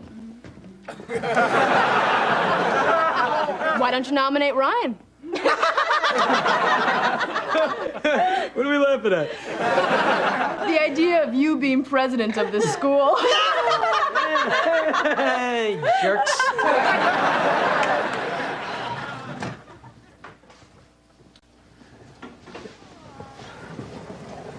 Ryan, what's wrong? Nothing. Come on now, I know better than that. Spit it out.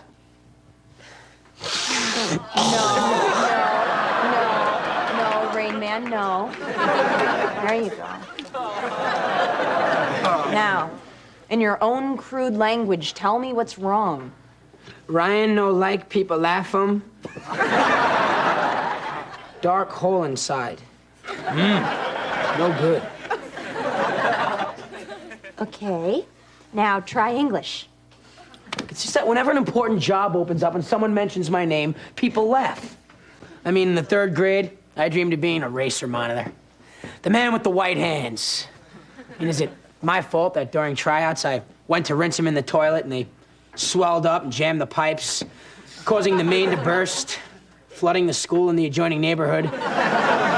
Which cost so much to fix, it made the county go bankrupt, forcing them to drive up taxes, drove away the middle class, and then the Rams left.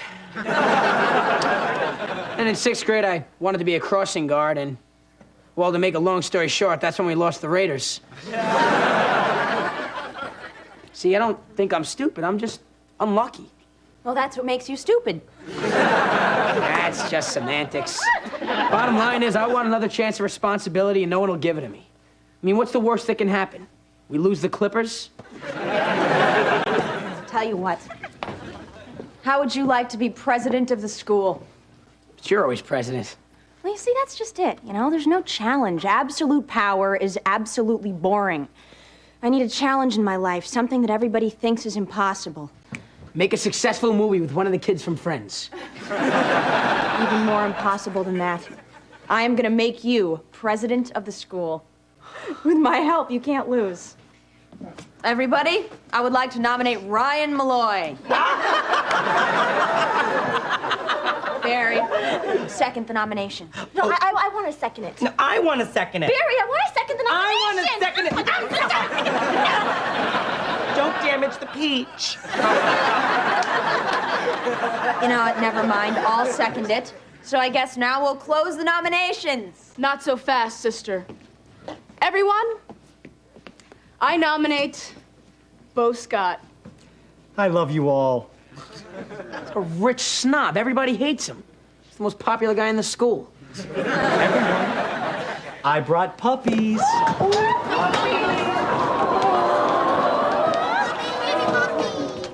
Should I tell him if I get elected, I'll get rid of all those damn puppies? I mean, I am gonna get elected, aren't I?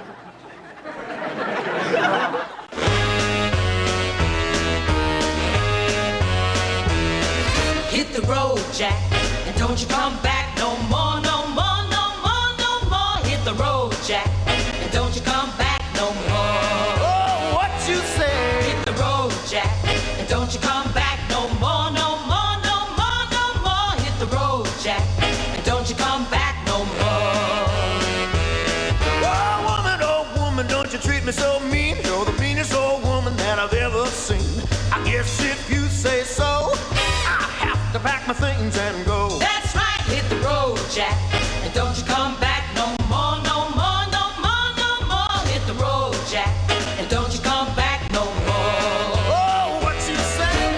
back. Now, in order for you to be president, you have to do as I say. I am the puppet master, and you are my... Sharona? You are my puppet. I don't think, just do as I say. I pull the strings here. Now dance. Now, like a panda. Very good. Yes. Now, to build you a whole new image. Let's see. What could it be? I don't know. That's it. It's perfect. It's the ultimate political slogan. It's simple, it's relatable, and most important, you can remember it. Remember what? I don't know. Well, if you don't know, we're in trouble, because I don't know. Exactly. What? I don't know. Well, if you don't know, then who does? I know. Know what? I don't know.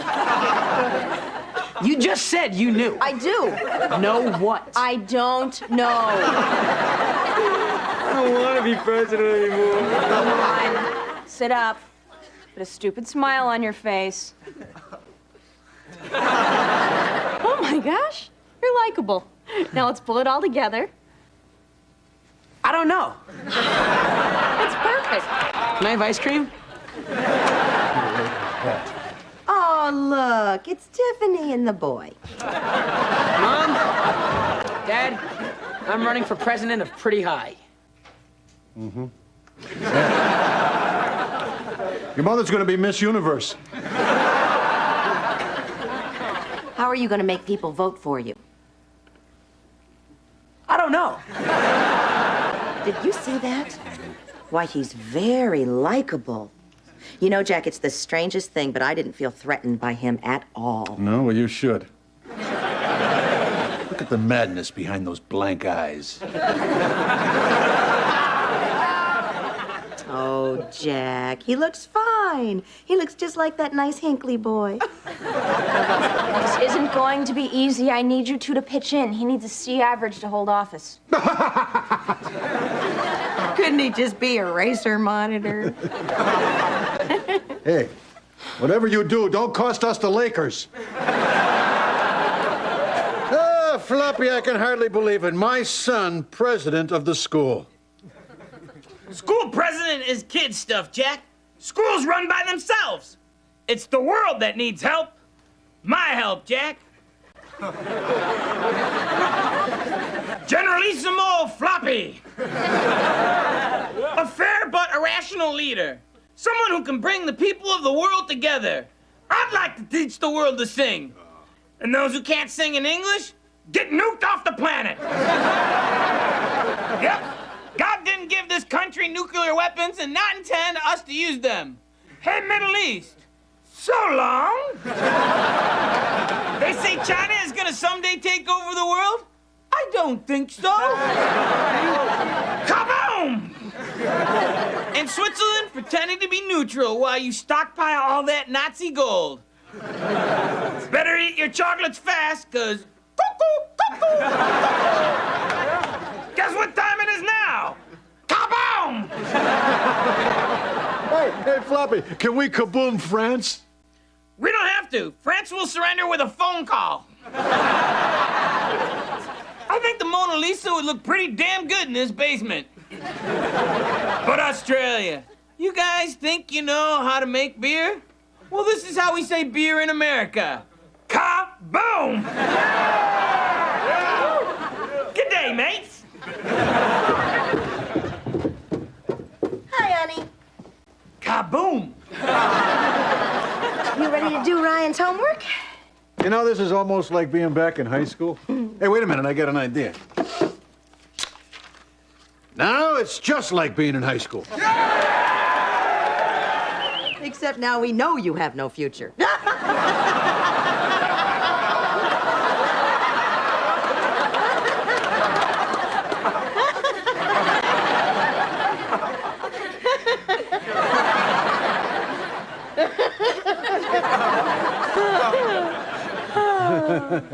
Let's do some math, huh? Yeah. Okay.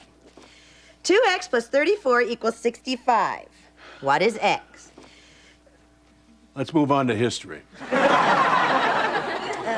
Okay. Caesar the X ruled in the year. Hold on, wait a minute. X is 10. Hold on, let's go back. Go back. 10. X is 10. How did you know that? Because they use those letters for the Super Bowl. Oh, Jack, you are the John Madden of love. You got that right, baby.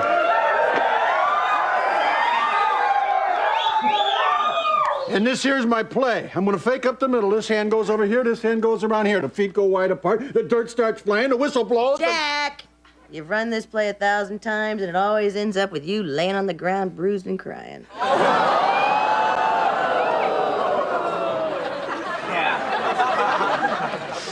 Let's move on to geography, huh?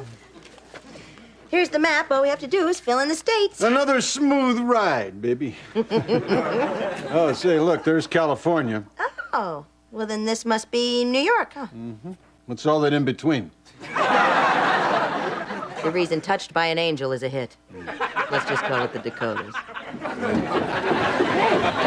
How you guys doing with Ryan's homework? Real good. Oh, yeah, look, we're filling in the states. Then why are you using a map of Europe? That's Europe? Don't you recognize England, Italy, and France? No, I don't recognize them because I've never been there. Maybe, just maybe, I was too damn busy earning a living so that you could live like a little prince, surrounded by all of this. So excuse me if I don't know the whereabouts of fancy countries like Spain or Wyoming. You want to know where England is? England's in your mouth, mister, in those braces we bought you. France? That's in those fancy eyeglasses you had to have to see. I don't want Grandma's eyeglasses. I want my own prescription. Why don't you ask us where the poorhouse is, pal? We know where that is. Spare me the working class hero crud. And by the way, I don't wear glasses. I never had braces. And you were wrong. You can't walk off appendicitis. Chicks and cats, the votes are in. Our new president is Ryan Malloy!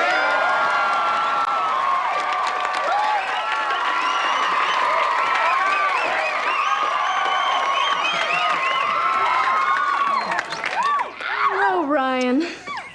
Suddenly I find you interesting. Silence, my giantess. None of you people can ever play on my tennis court again. I'm going to get a free flu shot from my father, the doctor.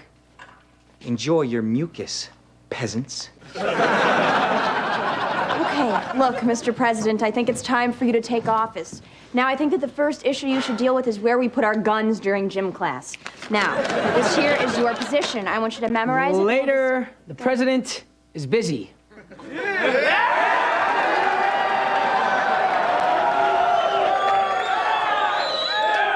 Snip, snip. Later, baby. I do what I want, when I want. I'm Ryan Malloy, and I don't know. But I'm gonna find out.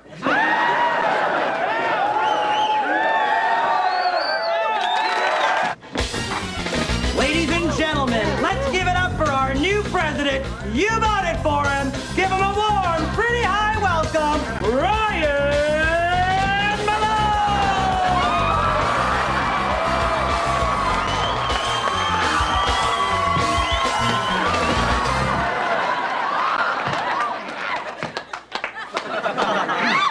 And now, Sable, my first lady. My fellow pretty high students.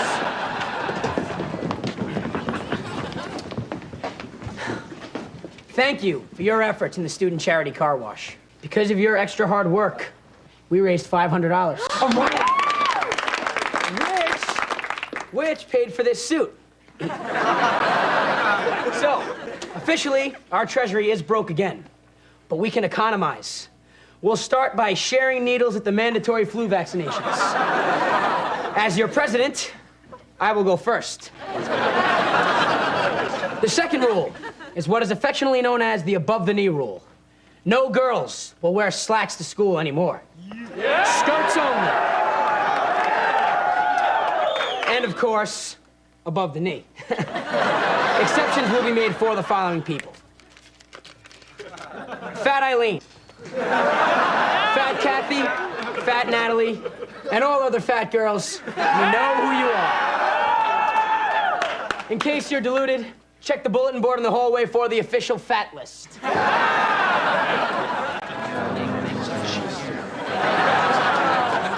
Next, President Ryan, you suck. You should be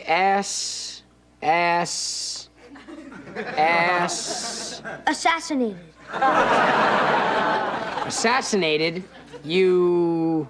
Ass. All right, well, wait till I find this anonymous. When I get through with him, no one's even gonna know who he is. Ryan, I need to talk to you.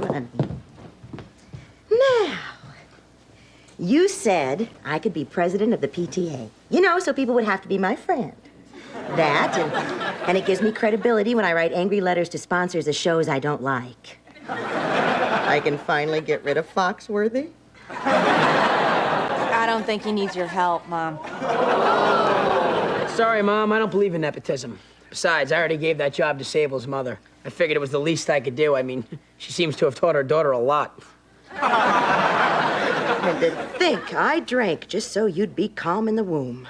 Ryan, oh, there you are, son. Now, you know you told me that you were going to give me the contract to supply all the cars for the school's driver's ed program. Well, I just got in a whole fleet of previously burned Pintos for some lucky kid to learn on. Sorry, Dad. I already made a deal with Louis Used Cars. Hey, did you know there was a thing called kickbacks? No, I don't know what kickbacks are. I guess maybe I was just too damn busy earning a living so that you could live like little Lord Fauntleroy. Wearing your grandmother's eyeglasses and your fancy supermarket sneakers. You know, you keep this up, I'm going to put you alone in a room with your mother. This is your fault. Yes. You took our spineless, gutless, stupid maggot of a son, and you gave him confidence. And now we don't like him anymore. Ryan? Yeah. Cookie, when am I going to be allowed in the front door? Soon, baby, soon. Well, when are you going to tell Sable about us? I don't know. Now you bounce on up those stairs and I'll be up there in just a minute. Yeah. I love being president. You get all these girls. I wonder if Clinton's figured this out yet. Happy birthday to you. Happy birthday to you. Happy birthday, Mr. President. Happy birthday to you. Quite moving, baby, quite moving. And now my weight and goobers. Ryan's ruining the whole school. If only somebody had the guts to take him down. Paul Zimmerman, school reporter. What have you got for me? You know how each candidate needs his parents to sign a permission slip in order to run? Do some digging.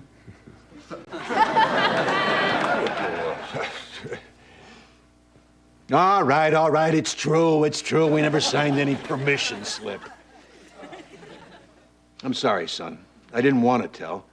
Not much. You screwed me out of a sweet Pinto deal. I was supposed to be president of the PTA. Malloy Gate, day 1. Bum, bum, bum. All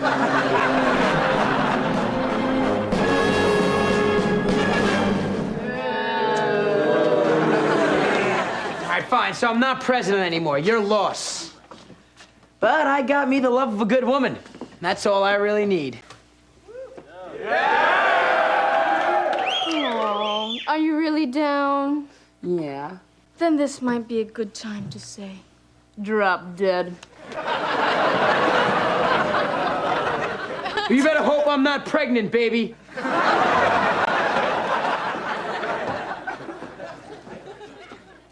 Why don't we let our new president field that question? I can go both ways on that issue. Isn't he dreamy? Yeah.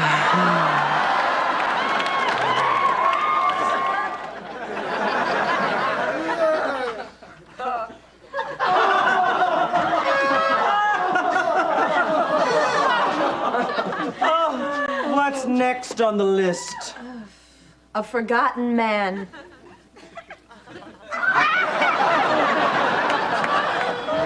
Ryan? Is that you? We looked all over for you for the first couple days, but then Christmas came, and you know how that is. You know, presents, parties, family stuff. look, we want you to come home. Think people can forgive me? Sure they can. 'Cause you're likable.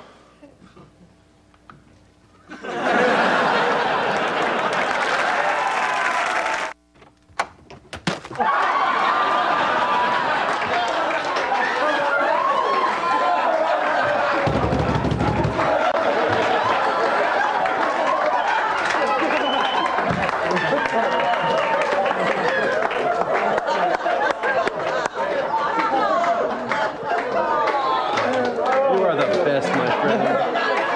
Hey, dude, you buy the third intro. You are the best. Hey, Jesse, you gotta get ready. You got another scene to do.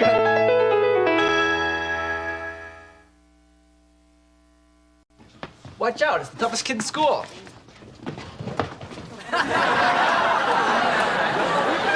Hey, Ryan, did you really beat up Joey Stompanato? Yep. Punk was asking for it. There I am, sitting in remedial geography.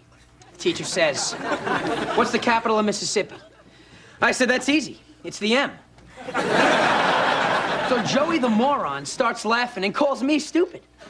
I mean, I can take it from the teachers, but not from the guy who's not allowed to carry the sharp scissors. So I introduced him to Mr. Right. Here. What's this? It's my milk money. You scared me. Hello, hello, hello? Everyone, I have a test in auto shop tomorrow, so I'll be wearing sweats. Unless somebody would like to take the test for me. Oh, thank God you guys are so shallow. Yeah, listen up. I'm looking for Ryan Malloy. Yoo-hoo! He's right here. He's the toughest kid in school. My reputation's spreading. You beat up a kid this morning, huh? Yeah, that's like saying I woke up this morning. What's the news? That was my kid brother. Ryan Malloy's that Asian kid, right there. There's no way that kid is in remedial anything. All right.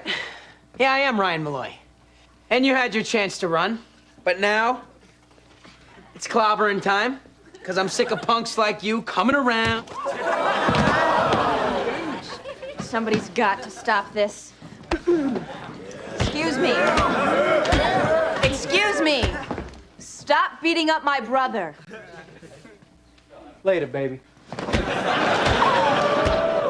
Oh, he's dreamy.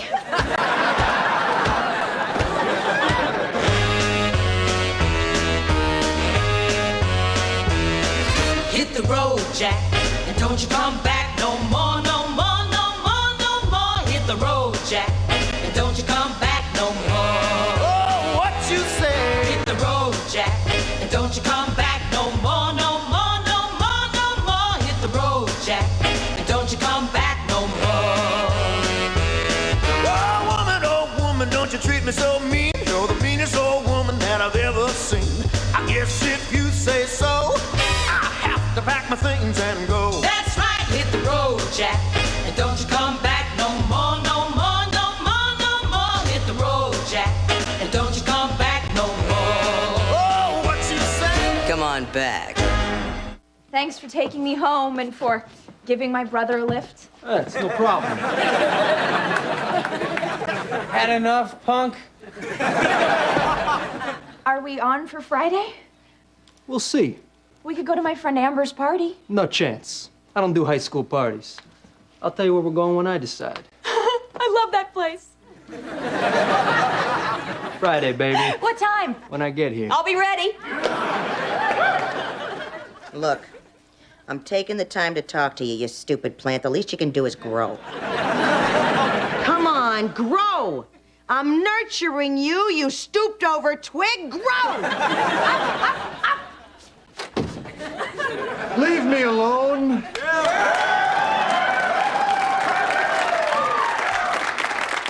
I try. Isn't that enough?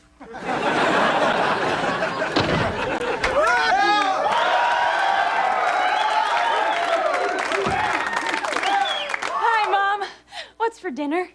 Oh, Tiffany spoke to me, and about food. Oh, you must be in love. I met a boy. Oh, we always hoped it would be a boy. Oh, and Mommy, he's not just any boy. He's a motorcycle boy. A motorcycle boy. They're all the same. They're a dead end. Don't go out with him. Sure, Mom, your word is law. Oh, look, honey, I know they're sexy and it's thrilling to be with them. But you put that one moment of incredible heart-pounding, wall-slamming, rip-snorting pleasure that goes on and on and on until nothing after it will ever satisfy you again. Now, you put that up against a long lifetime with a man like your father. Solid, sensible, predictable. Oh, why did you leave me, Bobby Joe Satan? Mom, you went out with a guy named Satan? I used to write Ginny Satan all over my school books. Well, it had a ring to it. You know, the doctor will see you now, Mrs. Satan. Your laundry is ready, Mrs. Satan. And we haven't seen you in church lately, Mrs. Satan.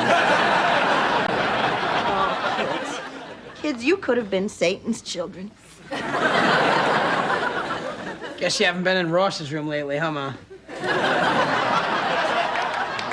Honey, cut it off now before he breaks your heart. One day, Bobby Joe will hurt you. Mom, I don't think his name's Bobby Joe. You know, I think I ought to know what his name is. And you'll fall in love with him. Oh, believe me. Ah, but there's a price to pay. One day, after you give him your heart, and oh, God, I hope that's all. He'll look at you and say, I'll call you tomorrow. Tomorrow. See, that's the stinking clue that it's all over, because when guys plan on calling girls, they'll say, I'll call you, baby. But when he says tomorrow, that's guy talk for never. And you spend the rest of your life sitting by the phone waiting and waiting and waiting for that call that just never comes. Bobby Joe, is that you? What? No, I don't want no stinking paper. Now get off the line. I'm expecting a call from Satan. You know, that's the fastest they've ever hung up. Mr. Floppy, I've got a big problem. Oi. Tiffany, she's going out with this biker guy, and I need to know what you think a reasonably mature reaction would be. Kill him? Kill him. I don't know. Murder. Something about it sounds wrong. But how about a crime so perfect that no one would ever know who did it? The perfect crime. I'd be famous. Hey, but wait a minute. What if your harebrained scheme doesn't work? I'm afraid if I murdered him, the cops would figure out it was me. After all, I do have a motive. All right, here's an easy fix. Go out and kill 6 random strangers and this kid. They'll be looking for the common link. But there is none, Jack. You know, that's pretty good.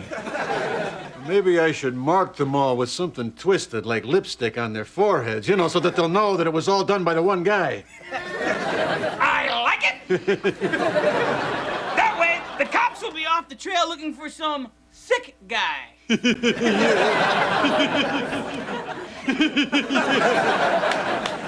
Kill 7 people.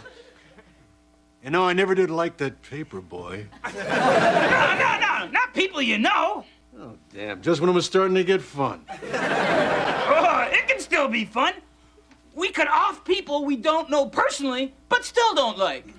For instance, the guy at Disney Television who refuses to manufacture Mr. Floppy dolls. Boys and girls, if you want to own your very own Mr. Floppy doll, call 1-800-FLOPPY.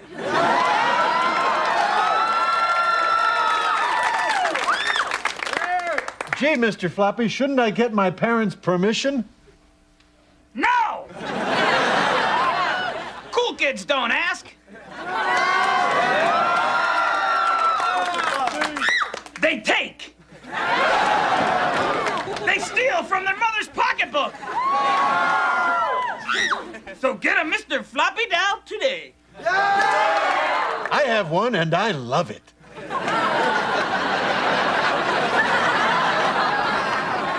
Well, back to the story. You remember what it was? Yes, Jack.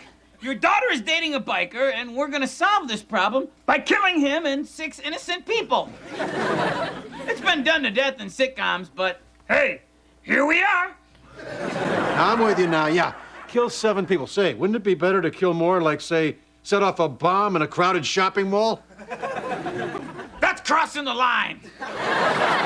We're not terrorists. We're serial killers.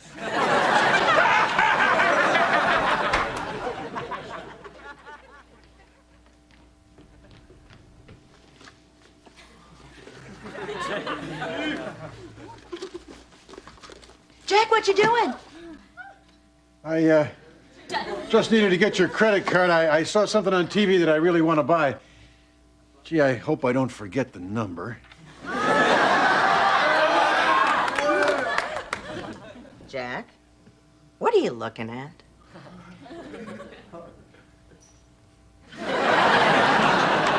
Nothing?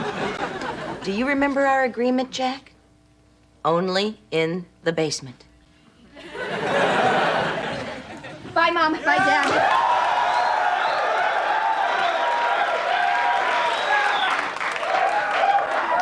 Tiffany, come over here for a minute. Bring your little friend in here. I'd like to meet him. Of course, Daddy. Get me 6 names out of the phone book, would you, dear? Well. What do you know? It's Mr. Leatherpants. Just the punk I've been looking for. Look, why don't we start over, huh? How you doing? I'm Johnny Stompanato. Did I say you could talk?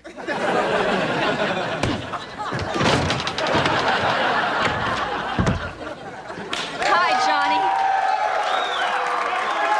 Yeah. My parents want to meet you. No chance. So cool.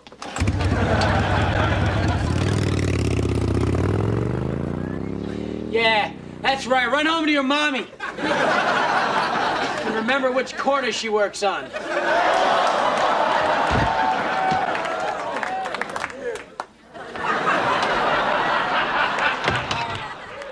Nice guy Tiffany is dating. You might want to do some parenting before she becomes a stripper in Vegas.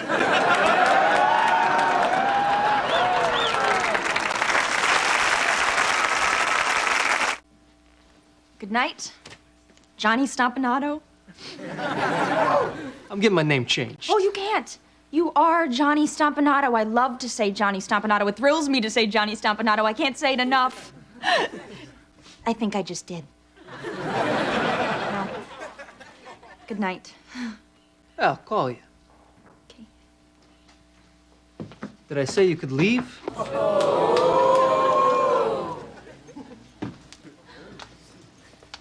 You're lucky 8 balls.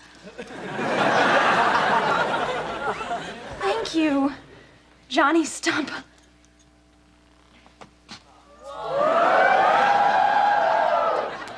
Nato.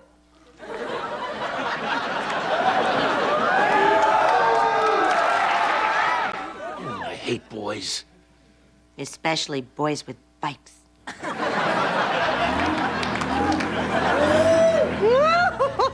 Bobby Joe, don't stop. Who's Bobby Joe? A bad boy with a big blue bike.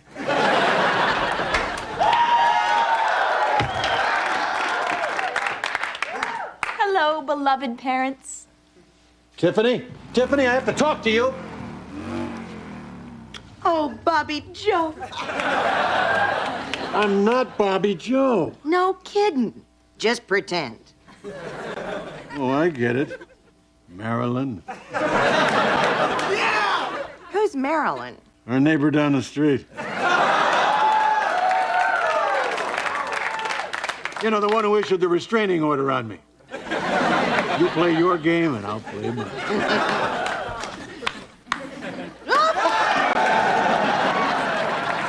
Oh, Bobby Joe. Oh, Marilyn. Oh, wrong house.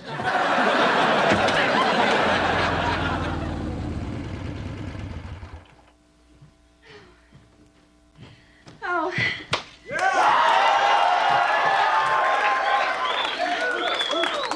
Is this the most beautiful day? Tiffany, I have to talk to you. Sit down over here, honey.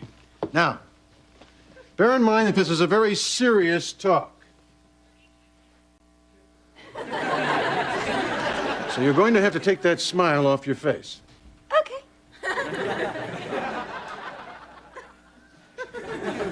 Oh, I can't help it, Dad. I think I'm in love. Love? Honey, love is a myth, at least for men. Men don't love, they lust. You see, at this age, the hormones, they make it very difficult for them to control their actions. But a mature woman is never carried away by sick, ugly sexual urges. Oh, sweet mystery of Bobby Joe, at last I've found you. Could you just give me 5 minutes? I'm talking to Tiffany. 5 minutes, my little wildebeest of love. Look, Daddy, I should go. He hates it when I keep him waiting. So does your mother. Let me sum this up. All boys want one thing, only when you give it to them, they still want it only from somebody else now. So the only way to keep him forever is to give him nothing. Let's go.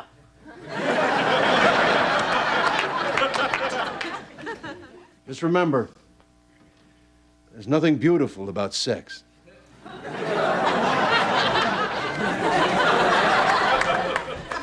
Oh, I wanted to shoot him, Floppy. I wanted to shoot him in the worst way, but I don't know. I guess I'm just not a killer. You think that makes me a coward? No, Jack. It makes you unqualified to be a Los Angeles police officer.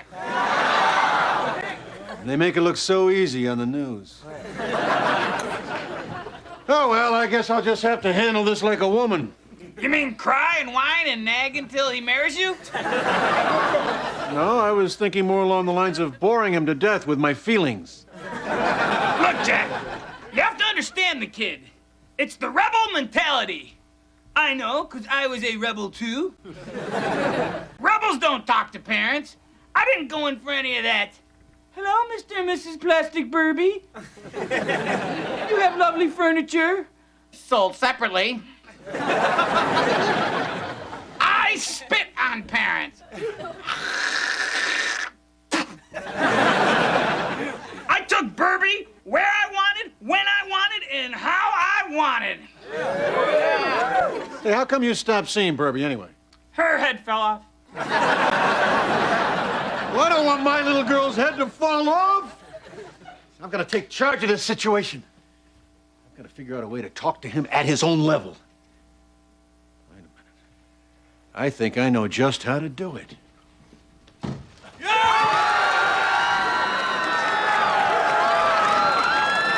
Hey, Johnny!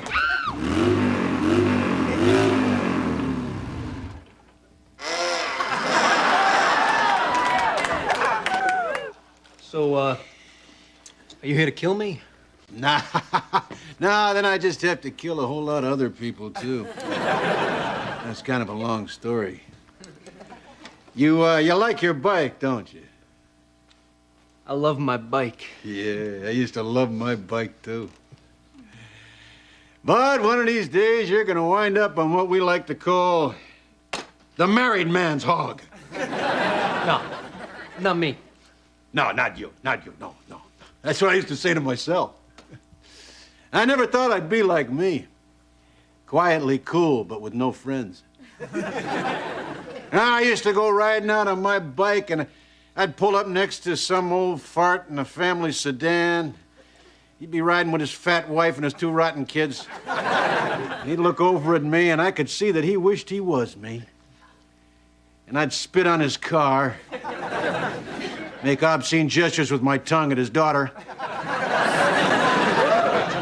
And I'd throw up 8 beers and a taco on his hood. Yep, I was cool. Now? Well, now I'm driving a family sedan. I've got a wife, 3 kids, and 4 hemorrhoids that don't bother me half as much as the wife. Yep, the American dream. And you know, I'm looking at you, and instead of wishing I was you, I'm laughing. You hear me? I'm laughing because I know that you are gonna be me. I'll never be you. That's exactly what I said to me. You're kind of crazy, aren't you? Keep that in mind in case our little talk doesn't work. Maybe you're right. Maybe it'll never happen to you. After all, you're pretty safe. You know, just as long as you never give a girl that one thing you really like. Hell, you don't even have to really like it. Because once she gets that one thing, then before you know it, she's got your paycheck, she's got your youth, and you are a married man driving a 4-door with an automatic, living in Van Nuys, and making obscene gestures with your tongue and Maryland down the block. But from a court-ordered 100 feet away. Yep, life is good. Hi, Johnny Stompanato. Oh, those are cool 8-balls, sweetheart. Where'd you get them? Johnny Stompanato gave them to me. Oh, did he? Yeah. Whew. It's kind of cold out here. You think maybe I could have your jacket? Nice talking to you, Johnny. Well, I better be going. Got to get to the drugstore, pick up some tampons for the wife. Vroom, vroom, Johnny.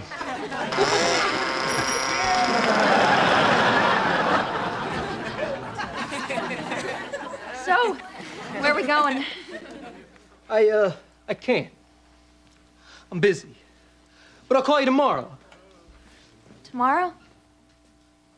Call me tomorrow? You just broke up with me, didn't you, Johnny Stompanato? It's over, huh? But why, Johnny Stompanato? Because I don't ever want to drive a boring sedan. Well, neither do I. You don't? No. Oh. I want a Volvo station wagon. Oh.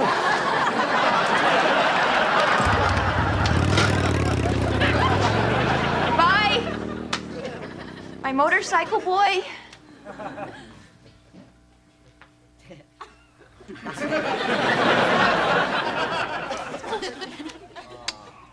Poor baby. What'd you say, Daddy?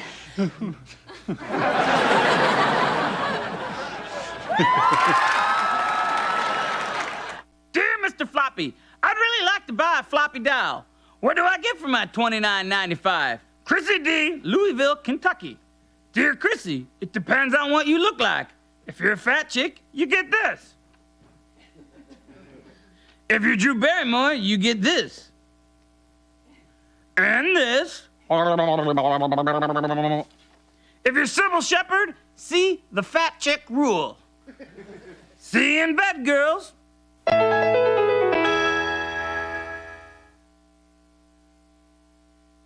These mashed potatoes are getting more and more disgusting. A Band-Aid. Ew! Chewed gum! Oh, it's a mouse trap. I wonder if the mouse got away. I've got to do something about these potatoes. Don't rock the boat if it ain't leaking. Excuse me, Mrs. Garbaggio. Can I talk to you for a second? Yeah, well, we all know you're one of the finest chefs in Eastern Europe, and that your cabbage and horsehead stew was the toast of Bulgaria. But here in America, we prefer our potatoes deboned before serving. So, speaking girl to ghoul, we demand something other than potatoes. Fine. Let me just wash my hands and I'll whip you up something. Potato pancakes? Yum. The first ones are always the juiciest.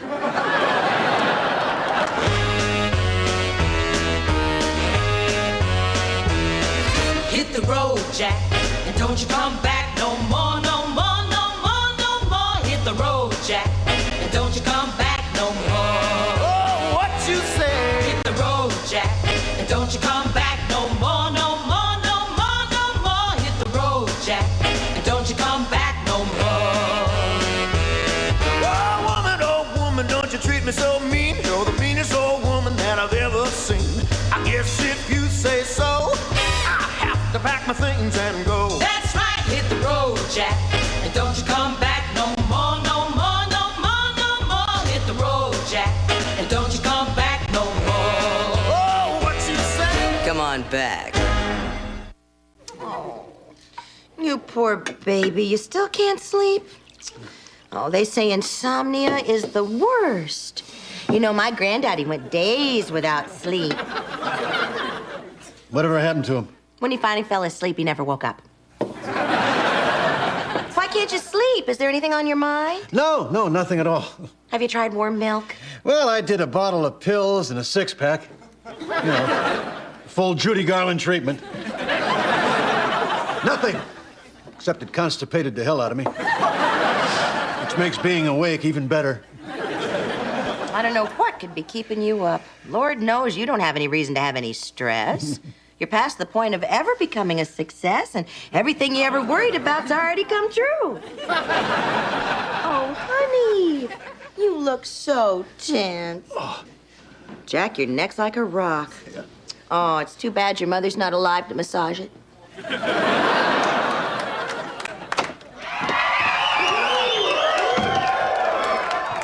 Hey, Mom.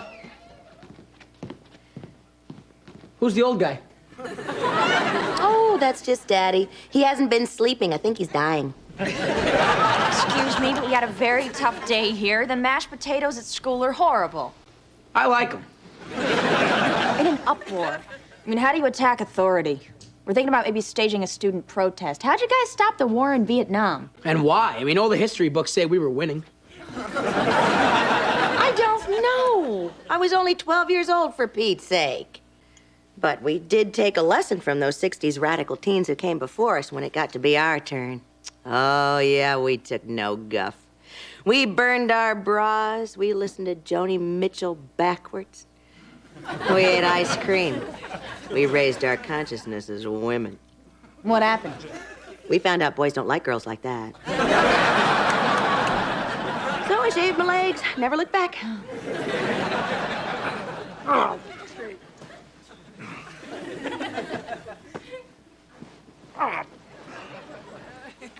Knock it off! No use. I can't sleep. I can't rest. You can sure whine like a woman, though, huh? Look, Jack, I haven't slept in days either. When you don't sleep, I don't sleep. You sleep when I'm at work. No, I'm not alive when you're at work. Well, I'm not alive when I'm at work either. You've got to do something to make you go to sleep. I know. Let's watch CBS. Oh, look, Jack, ink's on. Yeah, that Mary Steenburgen is one good-looking woman. Oh, my God, you're delirious. No, I'm not. I even kind of like her little bald spot. You are delirious. That's Ted Danson. Wait a second. No, you're right. It's her. Well, let's look on the bright side. Yeah, you mean the fact that I still got 6 of my own teeth? There you go, little bright eyes. You know, sleep is for the weak and unproductive. And for the dirty Europeans, after one of their 6-hour wine-soaked lunches. We Americans don't waste a good drink on something like sleep. No, sir, we do things. Like drive and go hunting. No great men sleep. I mean, if Jack the Ripper slept at night, he would have been known as Jack, the well-rested surgeon. And where's the glory in that? Yeah, but, you know, I don't really feel like killing. I need a break, Jack. I have the shakes. So get out! Get out! Get out! Okay, I'll get out. Maybe you're right. Maybe I should use this time to do something constructive. I know. I am going to make a nativity scene out of beer cans. And you, my sweet, will be the shepherd.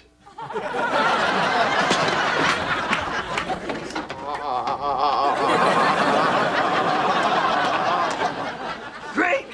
How can I relax when I'm shaking like the ground when Roseanne runs for the buffet? What good am I to anyone like this? Drew Barrymore? How would you like a vibrating Mr. Floppy? Man, this is so cool.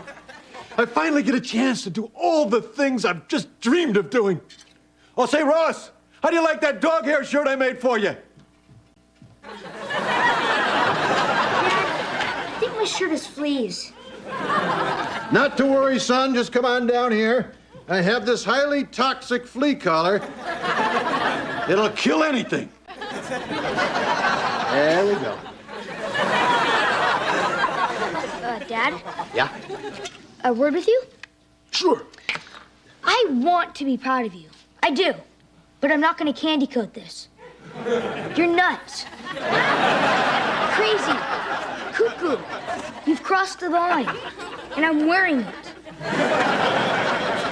Now, you need something to do? Knit the dog a sweater. He's freezing.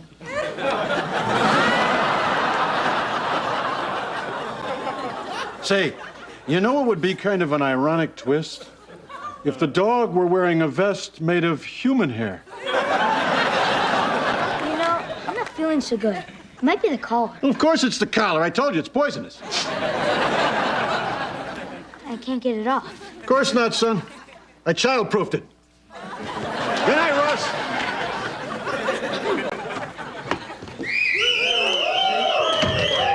Oh, hey, kids, look at this. Look at all the great stuff you can do, huh? When you don't waste your time with sleep. We're so proud of you, Daddy. A lot of guys would have just cracked up. Yeah. And look, I've already got all the pumpkins carved for next Halloween. And I wrote this little song. I got the no-sleep blues. I'm seeing by twos. I can't see my clothes or feel my toes. Oh, I just built a shelf. I'm gonna kill myself. I got the no-sleep blues.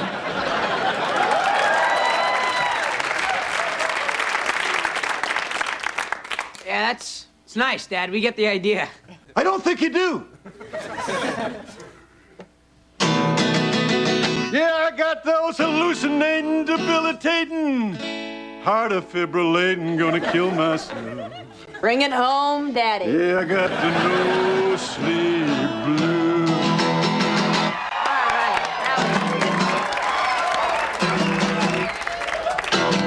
I laid me down on the bed.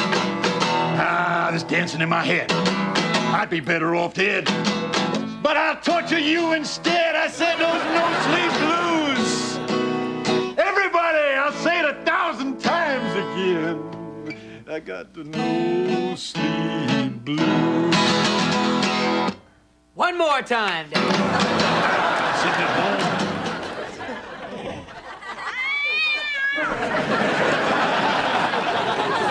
home. This is horrible. Nothing's changed. Yes, it has. If anything, potatoes are even tastier. Hey, a finger.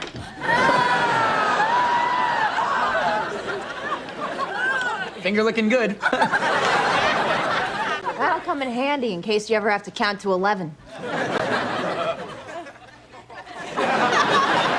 we should be getting a response to our letter from the Board of Education soon. Telegram from Miss Malloy. Right here, boy. What, no tip? Thank you. Uh-huh. Everyone, it's from the Board of Education. Dear pretty high students, we done got your request for gooder food. We can't do nothing about this here situation. We're real sorry, but keep writing them letters. Signed, Dr. Maurice Bloom, Board of Education. We tried to work within the system, but the system has turned its dyslexic Harry back on us. Well, a pox in the establishment. This isn't about some revolution in some stupid third world country that'll change its name in another week. And this isn't about some nebulous concept like freedom. This is about our lunch. Yeah. So, let the man feel our power. Yeah. We'll begin with the evil potato witch herself, Mrs. Garbaggio. Bring it on, sweet cheeks.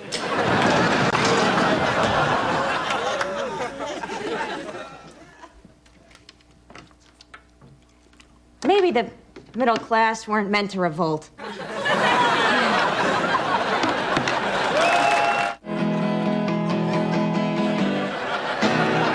Still got those low down, no account.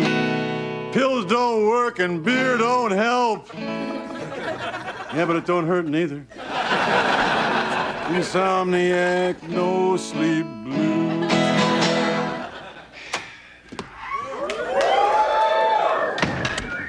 Hoy aprendemos palabras de amanecer. No, yo quiero dormir. Dame un sueño, por favor. You're learning Spanish, Daddy? And Portuguese. Watch. Jasper, sente-te, which in Portuguese means Jasper, sit. Well, he's not sitting, Dad. That's because he doesn't understand Portuguese. Look, Daddy, could you just concentrate on us for a second here? One moment. The muse has struck. Did I tell you kids I haven't slept in a week? Tried to snooze with melatonin. Even watch Late Night with Conan. Daddy, we need your help. We hate the mashed potatoes at school, but they have guns. And they take ours away when we go through the metal detector. Daddy, what can we do? Well, if you want change, you have to protest. I don't want things to change. I like the way things are. I mean, who speaks for the guy who thinks everything's fine? The Republican Party. Look, honey, nothing really reaches the people. Nothing really gets people behind a cause like a good protest song. And I feel one coming on.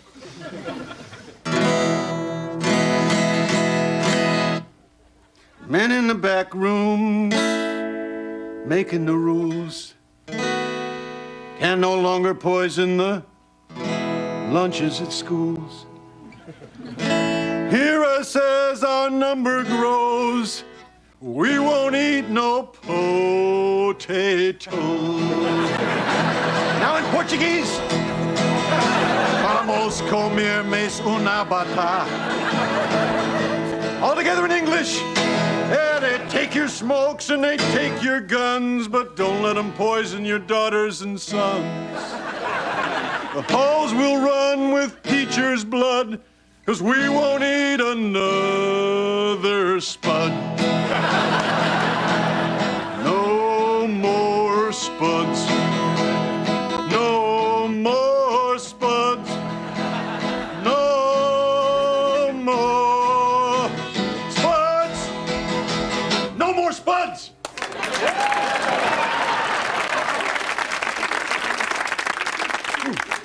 Look, I can see my words as they leave my mouth. There they go. And they're all spelled correctly. Did I tell you kids I wrote a song? Oh, poor Daddy. There's got to be another way. Well, I could write it in French. It's better in French. What do the rest of you think? Huh? By the way, I am now an ordained minister. Oh, so that's how you spell minister. Did I tell you that I wrote a song? Can we hear it, Dad? You bet, son!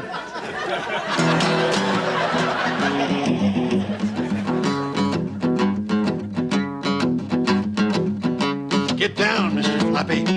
Yeah, yeah! Yeah, yeah! Bring it on, Flopster! Yeah! Was I playing the guitar that time, Floppy? Nope! Then where in the hell is that music coming from? I must be going nuts. Nuts? I'll tell you what nuts is. Nuts is not being armed at all times. Yeah, especially with guys like me around. Exactly. And nuts is getting millions of dollars for spilling coffee in your lap. Yeah.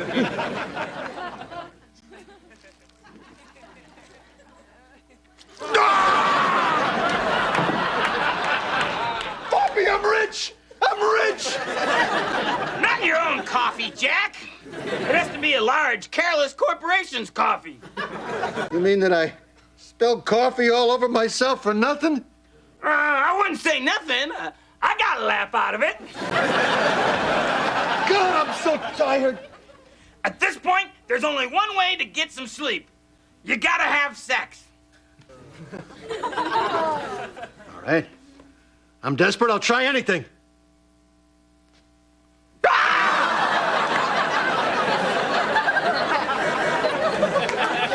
Not me, you pervo! You tease. Well, who'd you have in mind?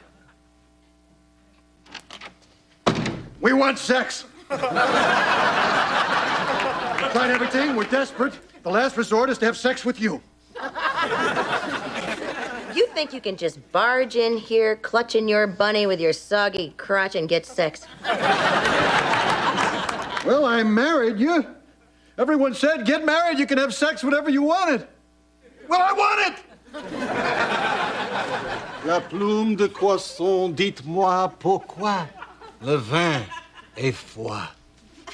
Oh, Jack. Jack, you're so romantic. What are you saying? Lie back and brace yourself. Oh, Jack! Women are not like that. We can't just be ready. I need to talk first. I need to light a candle and set the mood.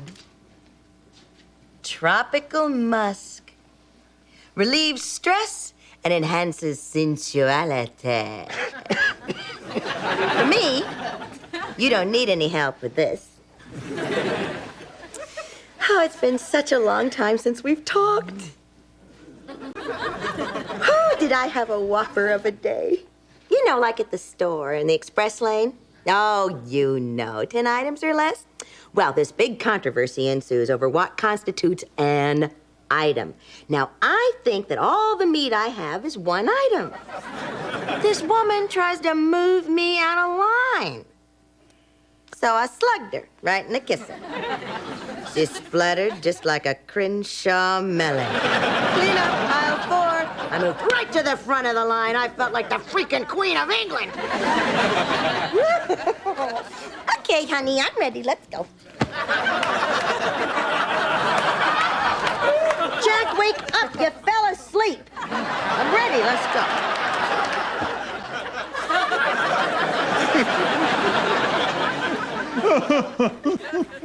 Don't you usually cry afterwards? Come on, Ryan, you have to join us. We need a united front. No way. I'm happy. I love my taters. It was surprising every bite. What the hell is this?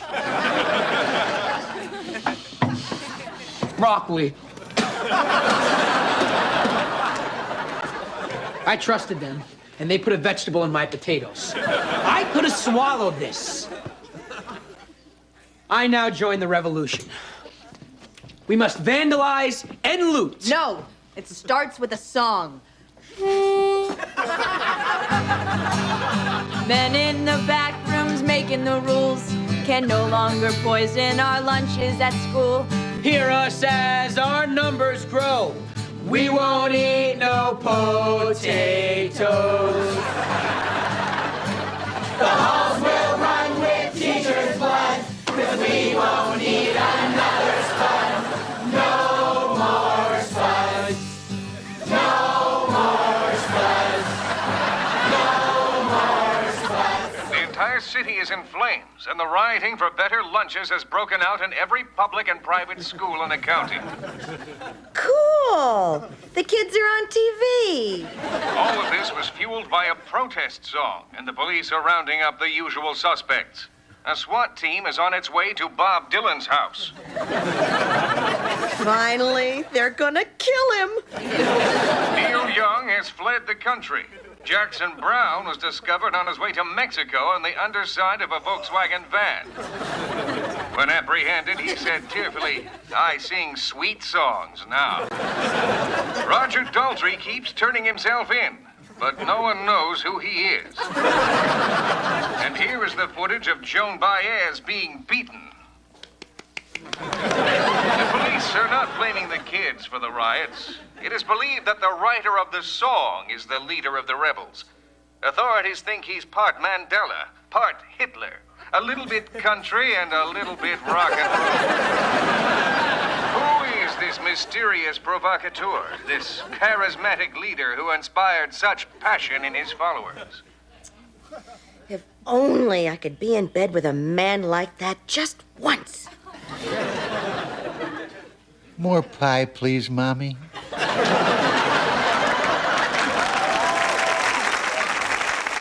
Dear Mr. Floppy, aren't there any more proud affiliates that you'd like to thank? Garth A., Los Angeles. Dear Garth, as a matter of fact, we had mentioned Joe Young in Dallas, mighty Joe Young, but we were long and something had to go. Sorry to cut you, Joe. And Mike Iger in New York. We couldn't make it without you, big guy.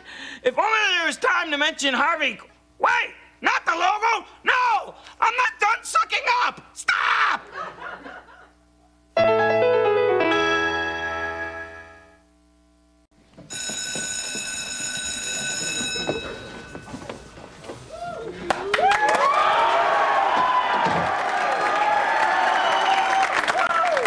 Okay, class. I've graded your reports on the Scarlet Letter. What'd I get?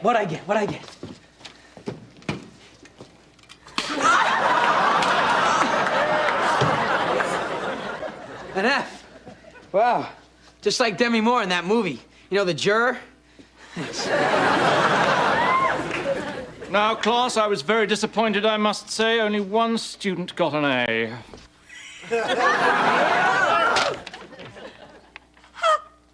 A B? B. Wow. It's like the first time in 10 years you got anything but an A. God, you must feel like dirt. Wait till I tell Paul Zimmerman, school reporter. All right, maybe I shouldn't say anything. I can keep a secret. By the way, did you know Zimmerman's gay? Did you hear about Amber's yeast infection? Mr. Monteleone, there must be some mistake here. Oh, I get it. This is a joke. You guys, where's the camera? Is it April 1st? It's no joke, Miss Malloy. Your grade is correct. Amber, you were the only one who got an A. Wait till my parole officer hears about this. But I wrote an imaginative essay comparing Hester Prynne's struggle to the charges against Benazir Bhutto in modern-day Pakistan. All she did was write exactly what you said in class. Hester did a bad thing and was punished, as she should have been, the little tramp. Well, I read it 40 years ago, and that's what I remember. Now, rather than weep about your grades, prepare yourselves for next week's oral reports. They will determine your final grade. Mr. Monteleone, I still don't know what I did wrong here. I mean, isn't the whole point of reading books to form your own ideas, to stimulate thought, to interpret? You're cutting into my coffee and cigarette time. Your grade is a B. I can handle a B. I'm not one of those kids that's driven and driven and driven to get an A no matter what. I can deal with a B. No, I can't. What are you complaining about? I got staples in my chest. You don't see me crying. Shut up.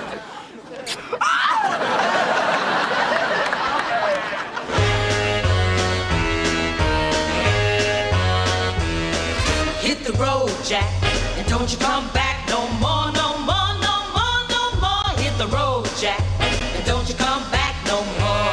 Oh, what you say? Hit the road, Jack, and don't you come back no more, no more, no more, no more. Hit the road, Jack, and don't you come back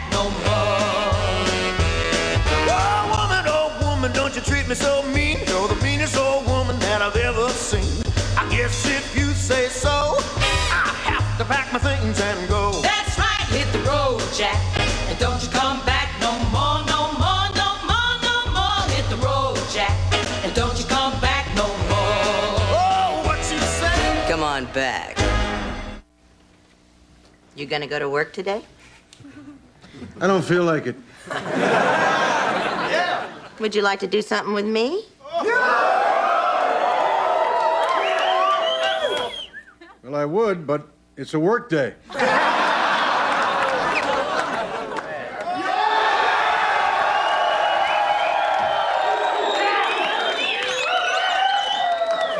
What's wrong, sweetheart? I got a B. Honey, it's not your fault you're totally uncoordinated. You get that from Daddy. It's not gym, Mom. I get all A's in gym.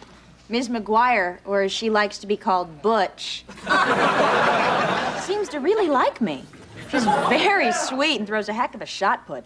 My problem is in English. I got a B because I have my own opinions. This teacher just wants everything parroted back to him.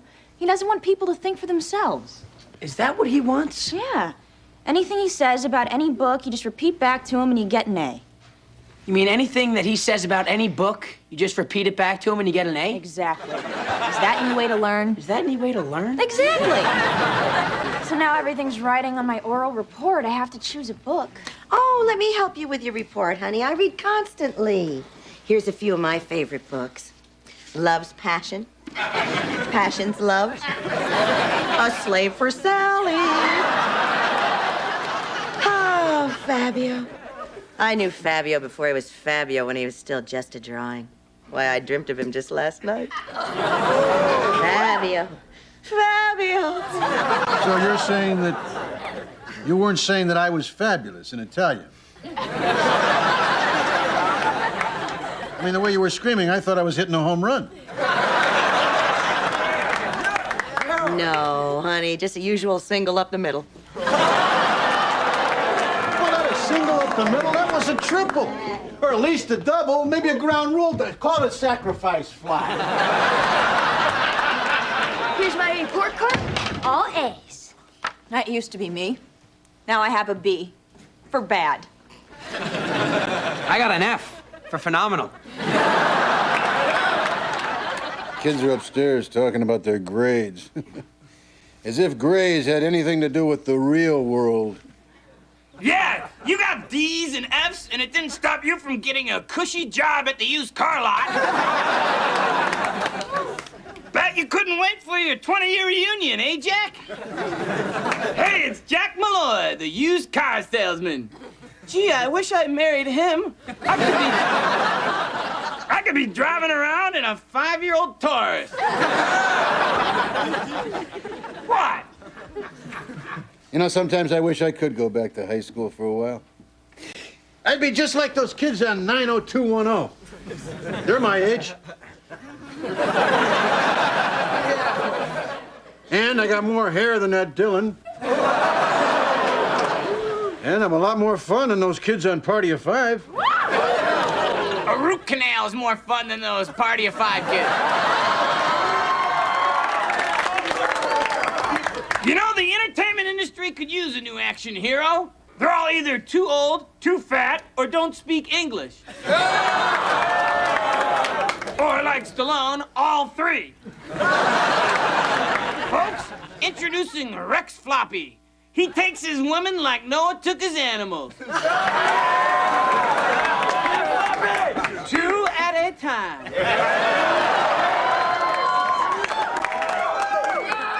And I could be your trusty sidekick, Jake Malloy. Who takes his women like he takes his pizza. Cold, greasy, and leftover.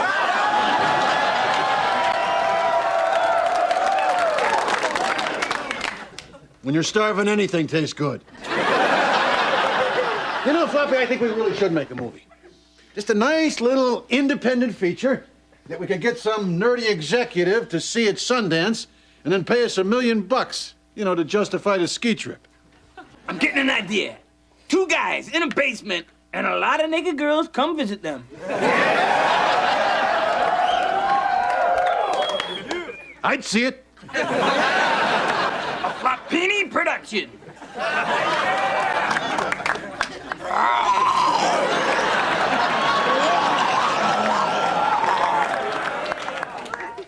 So, are you ready to...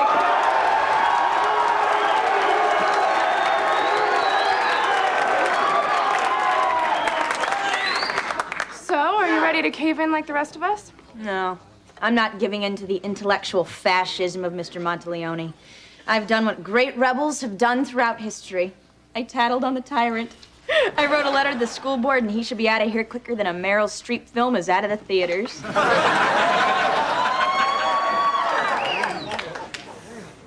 Well, class, I hope you have your oral reports ready. Remember, this is for your final grade. Today, Ryan Malloy is going to tell us why Herman Melville is the greatest author of all time, and about the novel Moby Dick, written in 1851 about a sailor chasing a big white whale. Ryan? Herman Melville is the greatest author of all time. Very good. And he wrote a book called Moby Dick, and it was about a white whale, a big one. And did I mention he was the greatest author of all time? A big one. Darn near excellent, Mr. Malloy. What about the fact that some say Melville beat his wife? Wouldn't it be thought-provoking to discuss whether we should judge a writer more harshly if he was a monster in real life? What about the parallels between Picasso and the new work on Bruno Bettelheim? And what about my prostate? What's all this have to do with the price of tea in China? The only thing that's relevant is what I say is relevant. We'll see about that. Oh, we saw, Miss Malloy. Yes, I know about your little letter to the school board. They agree with you, but they can't do a thing about it, because no one wants this job. So long as I don't mention God in this classroom, I can't be fired. You said the God word? Who's going to believe you? God, God, God, God, God. See, no one can stop me. I may not be able to afford a Geo Metro, but I can do this. Your paper deserved an A, but you get an F. Why? Because I can't pay my electric bill. I can do what I want. Not out in the world, where I'm just a crazy old man living on cat food and stealing apples from Lucky's. But in here, where I'm Michael Jordan, and you're just a bunch of cheap, interchangeable white guys. Here, I do whatever I want. Ryan Malloy, A. The rest of you will give your oral reports next time. Who knows, perhaps I'll be sober by then. Read the books if you want, but this is what they're about. I have found that it is better to read what I say first, and then to just glance over the book, because then you know what you should be thinking. Or be prepared for a B, Miss Malloy. But I want to go to Harvard. You just have to do it my way.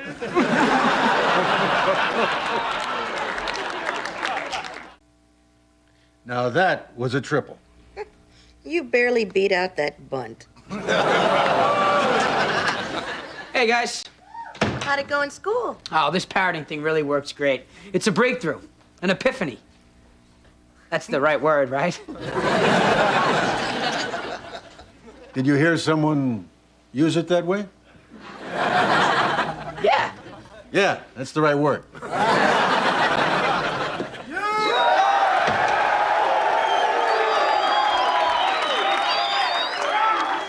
And how was your day, honey? Dirt, duty, caca. I want an A. All right, well, you better let me help you with your English homework. Here are Mr. Monteleone's opinions on all the books for the final exam. I looked them over, and he's right. I can't believe this. He says that Joseph Heller's Catch-22 is a novel about World War II. Hello, Mr. Heller? Mr. Joseph Heller? Don't you think it's a little simplistic to say that Catch-22 is just a book about World War II? Isn't it about the timeless, universal struggle of the individual to survive in the face of an absurd, uncaring society? It's about World War II, huh? Mom, Dad, nothing can stop me now. Before, I had no hope, but now I realize that as long as someone speaks first, I'm a genius. I understand the meaning of life. You just regurgitate other people's ideas. I could be a network executive. Let's see. Okay, we need a hit show, right? So Friends is a hit show. So we'll make a show like Friends, except with a twist. Instead of having 3 guys and 3 girls, we'll make it 3 girls and 3 guys.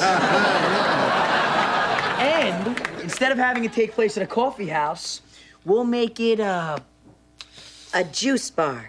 I got it. A juice bar. Yeah. Oh, I like it. Wow, you should run a network. Well, I hear there's gonna be a big shakeup at ABC. Yeah. Hello, Mr. Mailer? I just have a few questions about your book, The Naked and the Dead. No, I'm not naked. What does it matter what I look like? Yes, I'm sure you could drink me under the table. Now, about your books. Yes, you are the toughest living author. Next to you, Truman Capote was a big Nancy boy. You're a bear, grr. Now, could we please get on with this conversation? 5th rock from the sun? The moon. None of these famous authors seem to care how I interpret their work. They're just happy I bought the hardcover. When they heard I lived in LA, they wanted to pitch me a movie. Maybe I should just give in and play the game. I'll just do what everyone says. Do what everyone says. Do what everyone says. It was a smoky night. The hot wind was blowing through my fur, and I was feeling more pressure than B. Arthur's bar stool. I was waiting for my partner, Jake, to arrive.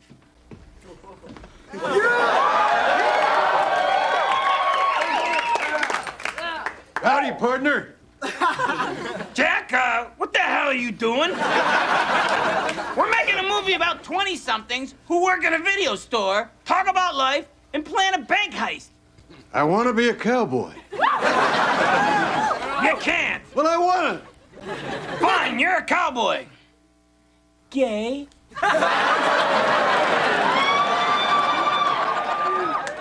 So, when are the chicks coming? Soon, Jack, soon. All right, take one. So here we are, 2 20-something clerks in a video store, one of whom is a cowboy. A man's man. Well put, Jack. You know, a lot of this plot revolves around breasts. You did get some girls, didn't you? You bet your little booties I did. I went down to the bus station and I handed out flyers. Young girls wanted, underline the word young.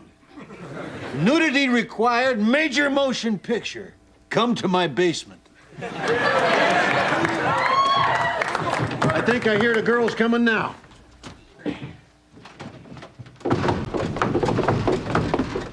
You're under arrest, sicko. Look, officer, you got it all wrong. We're just making an independent film here. Tell him, Floppy. We know all about your kind of films, mister. My daughter was in one. You think she'd want to do another one?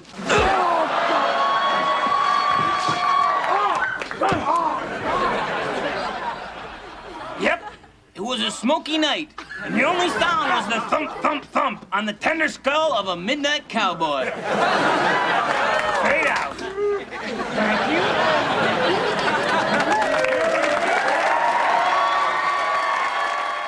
So, in conclusion, you're saying that Hamlet is a play about a Danish prince. And at the end... Hamlet is a play about a Danish prince. At the end, everybody dies, which teaches us that everybody dies. Very good. Thank you, Alice. You get an A. In fact, everybody so far has got A's. Well, there's only one person left. I'm sure she won't let us down. I mean, with everybody getting A's, I'm sure the smartest person in the class will get one. Miss Malloy.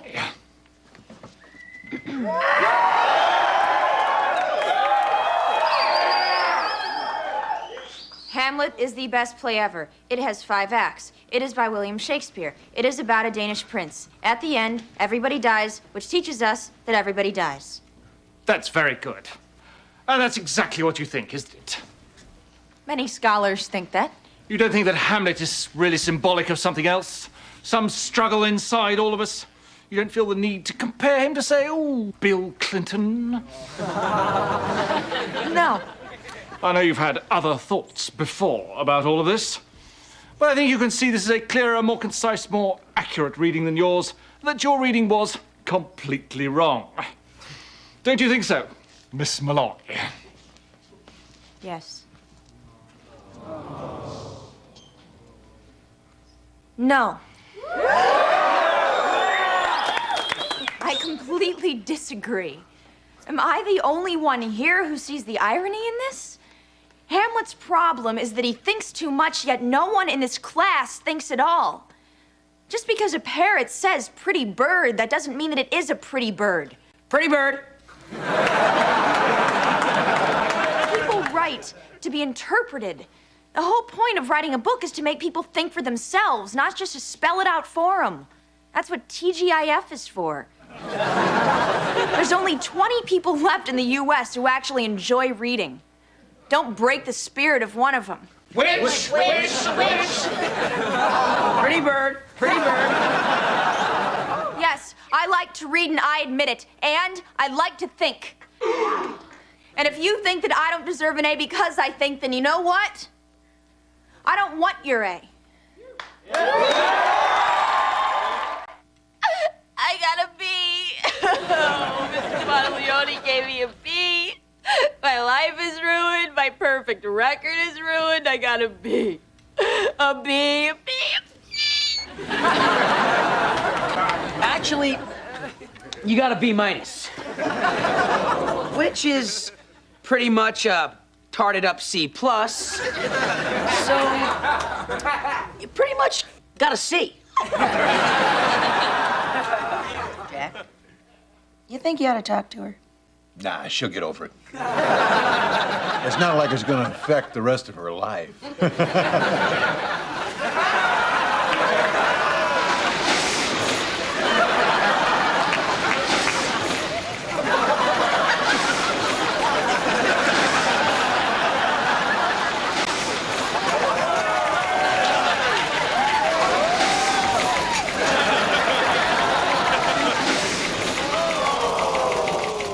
Is my little black dress ready for my funeral? Yes, dear. She's dying. Monteleone.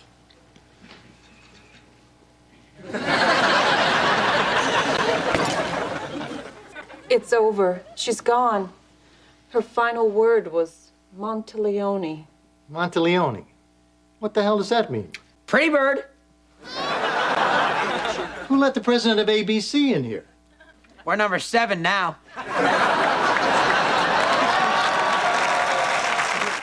Dear Mr. Floppy, how do you stay in shape?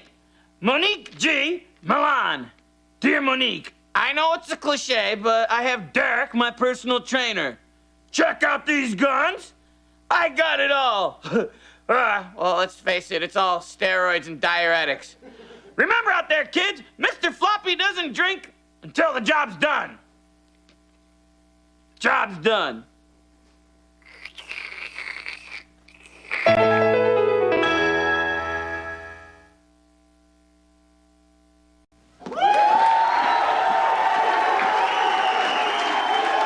You guys have got to smell me.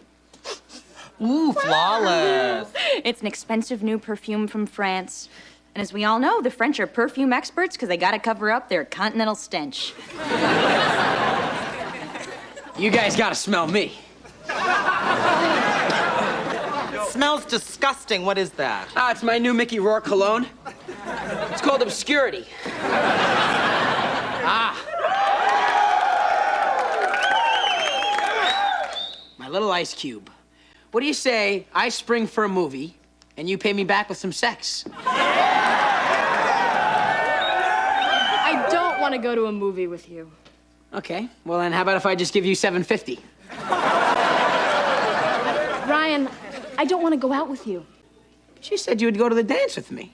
I thought it was a joke. Well, it wasn't a joke. Oh, how can I make it up to you? Well, this is a start. I mean, I could live here. You couldn't afford the rent. Sable, I just got a new Mercedes.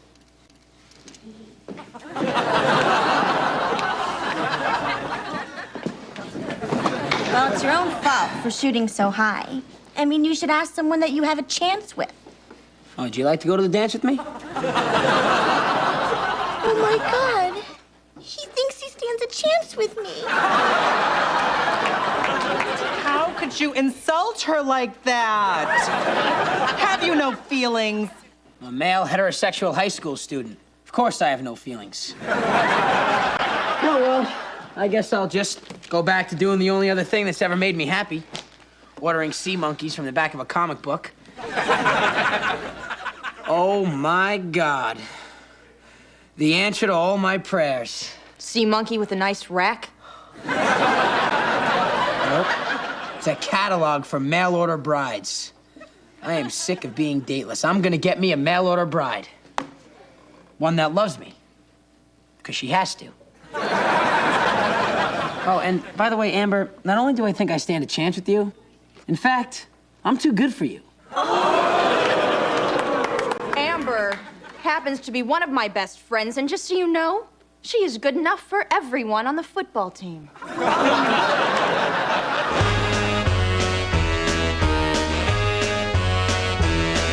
Hit the road, Jack, and don't you come back no more, no more, no more, no more. Hit the road, Jack, and don't you come back no more. Oh, what you say? Hit the road, Jack, and don't you come back no more, no more, no more, no more. Hit the road, Jack, and don't you come back no more.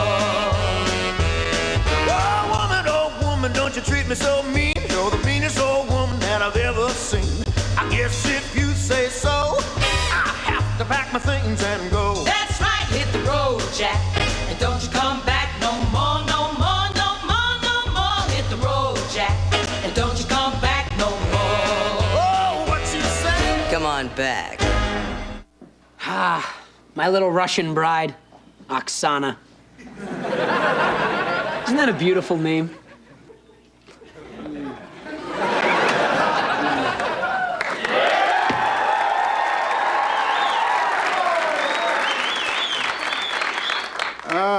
What you doing, son? Kissing my bride. That's pretty cool. You know, there's a reason why you have your own room. By the way, son, you literally reek of failure. Ah, you're smelling my Rourke. Well, maybe it's time you ran it under a faucet. Daddy, if you really want to be proud of him, he's ordered a Russian mail-order bride. She's coming today. Ah, look at her, Dad. My little Ruski. She's not gonna look like that. Son, when we take out ads to sell our used cars, we don't take pictures of the side that's all crushed in. But he's desperate, Dad. I mean, let's face it, there isn't a girl in the continental U.S. that'd touch him if his underwear was filled with candy. And it is. Come on, he's not that bad looking. And he's likable. Please, if you were a girl, would you go out with him? If I was a girl, I'd go out with other girls.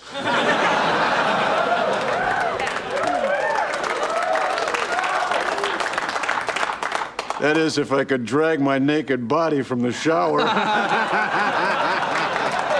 More than enough, Daddy. More than enough. Oh, there she is. That was fast. It's only a half-hour show, Dad. Sign here, please.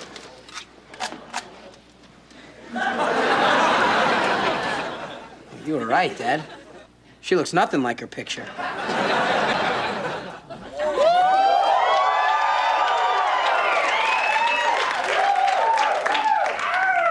boxes all worldly possessions. I am Oksana. I'm yours forever.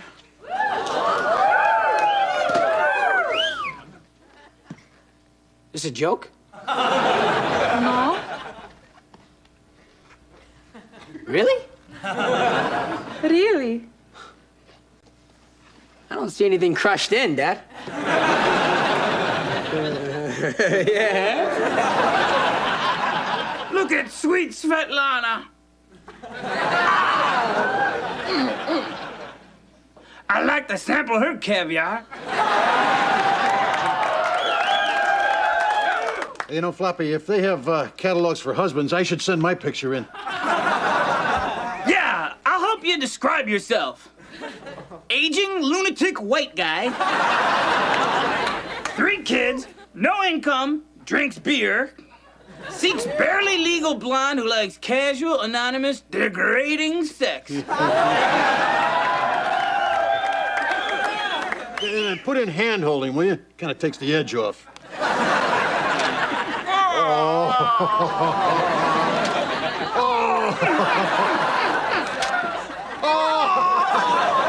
Hey, Floppy, how many girls you think it'd take to make you happy? 11. 1 to rub, 1 to bring me food, 2 to fight, 2 to make out together. That's so cute. Well, don't you want one to, you know, actually talk to you? That's what you have stuffed animals for. Hey, wait a minute, Floppy. That's only 6. I'm at my sexual peak. A few may not survive. So her name is Oksana, and she thinks we're like gazillionaires because we don't all sleep in the kitchen. But you know what? I've got to admit I'm happy for Ryan, even though this whole slavery thing is kind of icky. Well, chains can be fun if there's love involved.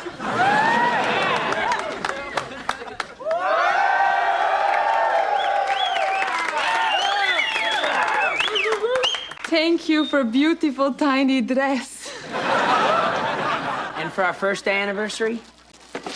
Oh, thank you, thank you, thank you. Oh, my goodness. A 9-pack. If they could see me now. May I kiss your feet? Hey, Oksana, sweetie, it's time for a little big sister to babe in the woods chat, all right? This is America, where we have equality, liberty, and justice for all. And it's actually true if you're rich. Look, the point is, you don't have to give yourself to a man for toilet paper. Is 2-ply. Oh, wow, this is great. You're even more voluptuous than when you first got here. I actually think you put on a little weight. Well, more of me to love and serve you. Yum, yum, yum, yum, yum, yum, yum, yum, yum. Hey, Ryan, want to go out with me? I'm engaged. But maybe after I'm married. And she'll do anything for toilet paper. God, your brother's a love god. Okay, so now we're gonna walk by every girl that's turned me down, which is pretty much every girl here. So you remember what you're supposed to say, right? Oh, Ryan Malloy, you are much man. You drive me crazy. Yeah, well, it's a good thing I didn't waste my time on other girls. With you, I have a place that's burning and on fire always. I have a prescription cream for that.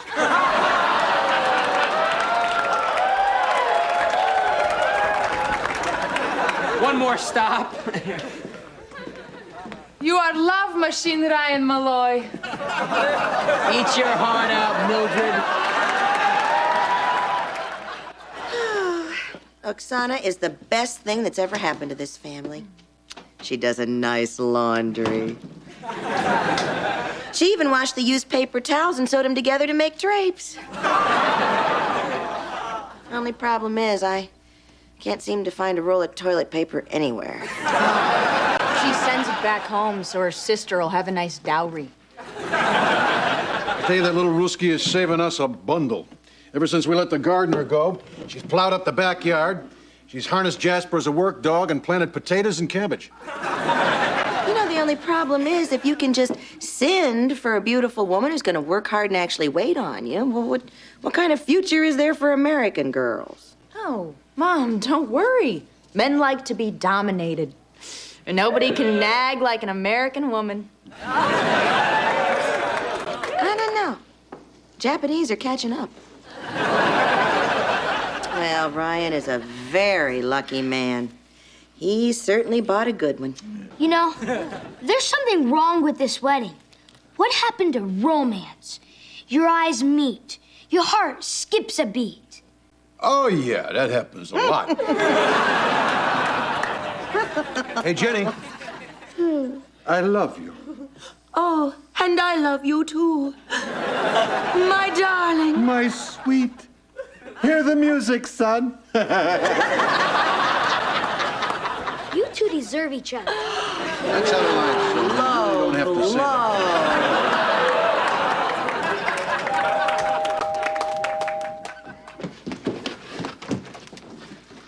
I am Boris, your friendly Russian flesh peddler. Your 48-hour free trial period is up. You keep, you marry. Son, this is a big step. It's for the rest of your life. Yeah, I know. I don't know if you've noticed, but Oksana's been gaining a little weight. No, I never look at her, son. I got a whole magazine full of them downstairs. Damn bunny would quit hogging it. That's a big decision. I don't know what to do. I'm not sure, Dad. You keep girl, you get football phone. Not available in stores. Wow. Keep her, son, keep her. I gotta have that phone, Dad. Look at the lines on that thing. What a phone. Your wife came with a phone. Mine came with a kid. Yeah. I guess I've been pretty lucky. I mean, she is a little heavy, but she's young. She'll lose it fast. Oh, this better be some freaking phone. I see the football phone. That mean you keep me. I'm so happy.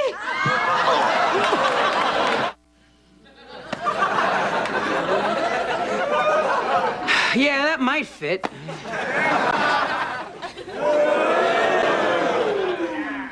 I think we might have to let it out a little more.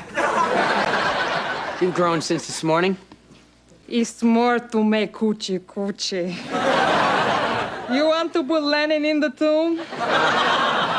Lennon needs some alone time right now. Okay. Now I fix breakfast for you just how you like it. Pops of sugar in glass milk.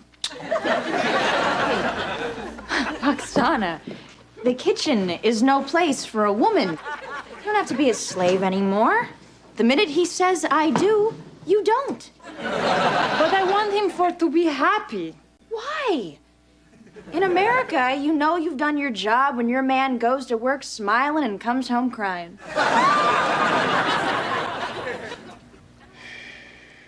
All right, so I got a fat one. But at least I got someone. I mean, there's a lot to be said for big women. I mean, you could lay on them, bounce on them, stand in their shade. I mean, if I ever get a job, I don't have to worry about her fooling around on me. I mean, how many Tom Arnolds are there out there? Well, Mr. Floppy, how do I look? Like an old guy in a tuxedo who still thinks he looks pretty good. But really, he's just an old guy. Look, if I wanted to hear the truth, I'd go out into the outside world. Now, that's not what I want to hear. Sorry, Jack. You look great. Like Cary Grant. Too late, Floppy. Come on, Jack. I feel bad. Give me another chance. Let's start the scene over. Okay. How do I look, Mr. Floppy? Like an old guy who just doesn't want to hear the truth. You know, nobody's coming to the wedding. Who'd you put that tuxedo on for? For you. I'm sorry, Jack. Let's start over. How do I look, Mr. Floppy? Like an old guy. An old guy all dressed up for his bunny. All right, that's it. You're grounded. You're not going to the wedding. I'm sorry, Jack. Say, Jack, let's start over. I don't want to play anymore. That's okay. I hate weddings. It's like watching an execution with an unhappy ending, because the guy lives. Yeah, marriage is a pretty steep price to pay for sex 3 times a year. I don't know why men can't just have sex like the monkeys, you know, like on the Discovery Channel. Bump, bump, bump, bump, bump. It's over, baby.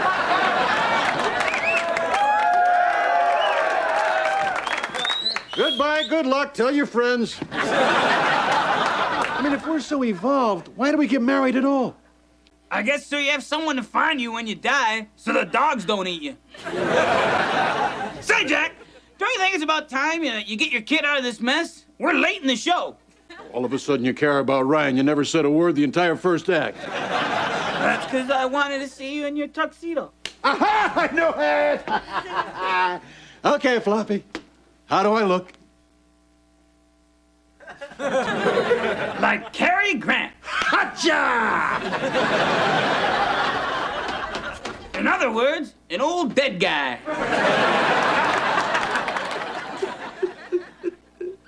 Tears of joy, Mom? No, I can't find any toilet paper. Well, I guess I'll have all I want after they move out. They're not moving out, Mom. Dad, I'm nervous, I'm nauseous, and my thong honeymoon underwear is killing me. You do know that the skinny part goes in the back, don't you, son? Well, that doesn't make any sense. And that would seem like you'd be asking for trouble, right? Dad, I'm scared. You know that part where they say that if anybody has a reason why we shouldn't be joined? You know that? Will you stand up and say something for me? Nope. Nobody did for me. You keep thinking somebody will, but they never do. Now here comes your bride, son. She'll never be more beautiful than she is today.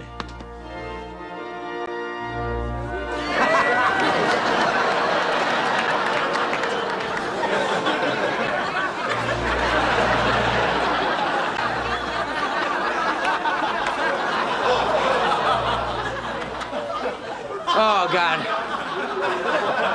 What's it gonna be tomorrow, Dad? Somebody please stop this madness. Not a chance. Welcome to hell, son. Sometimes you just gotta do things yourself. I'm not gonna ruin my life. No, siree, I'm not gonna say I do. Dearly beloved. I do. Not so easy, is it? Wait, I cannot marry you. Why? What's wrong with me? I'm not the one who gained 300 pounds and a beard. Tiffany convinced me I can be a career woman. Ding dong, Oksana calling. Farewell, my little American pimple. Kiss me one last time.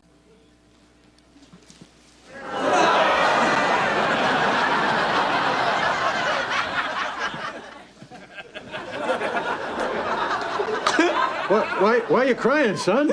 Because I kind of liked it, Dad. Thank God. I mean, it's better not to be married, don't you think? It doesn't really matter, son. All the events of your life, basically just stuff between football games.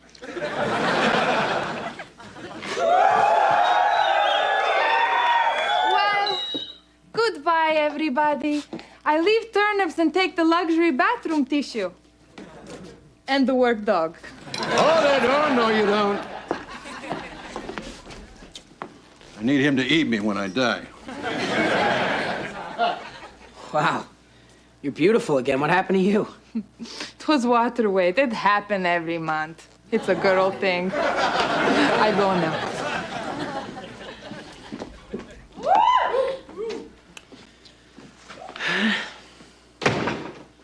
Could have had a sea monkey. Sea monkeys never turn you down.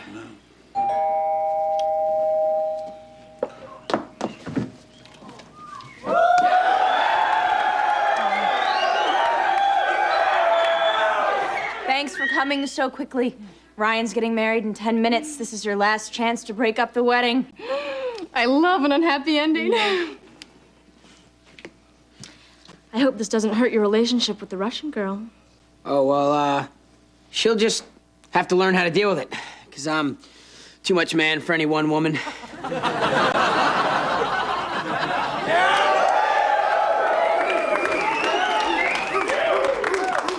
It was really nice of you, honey. Yeah, well, you know, it was the cheapest wedding gift I could find. It's the Rourke. It's gotta be the Rourke. Obscurity. Smell the failure.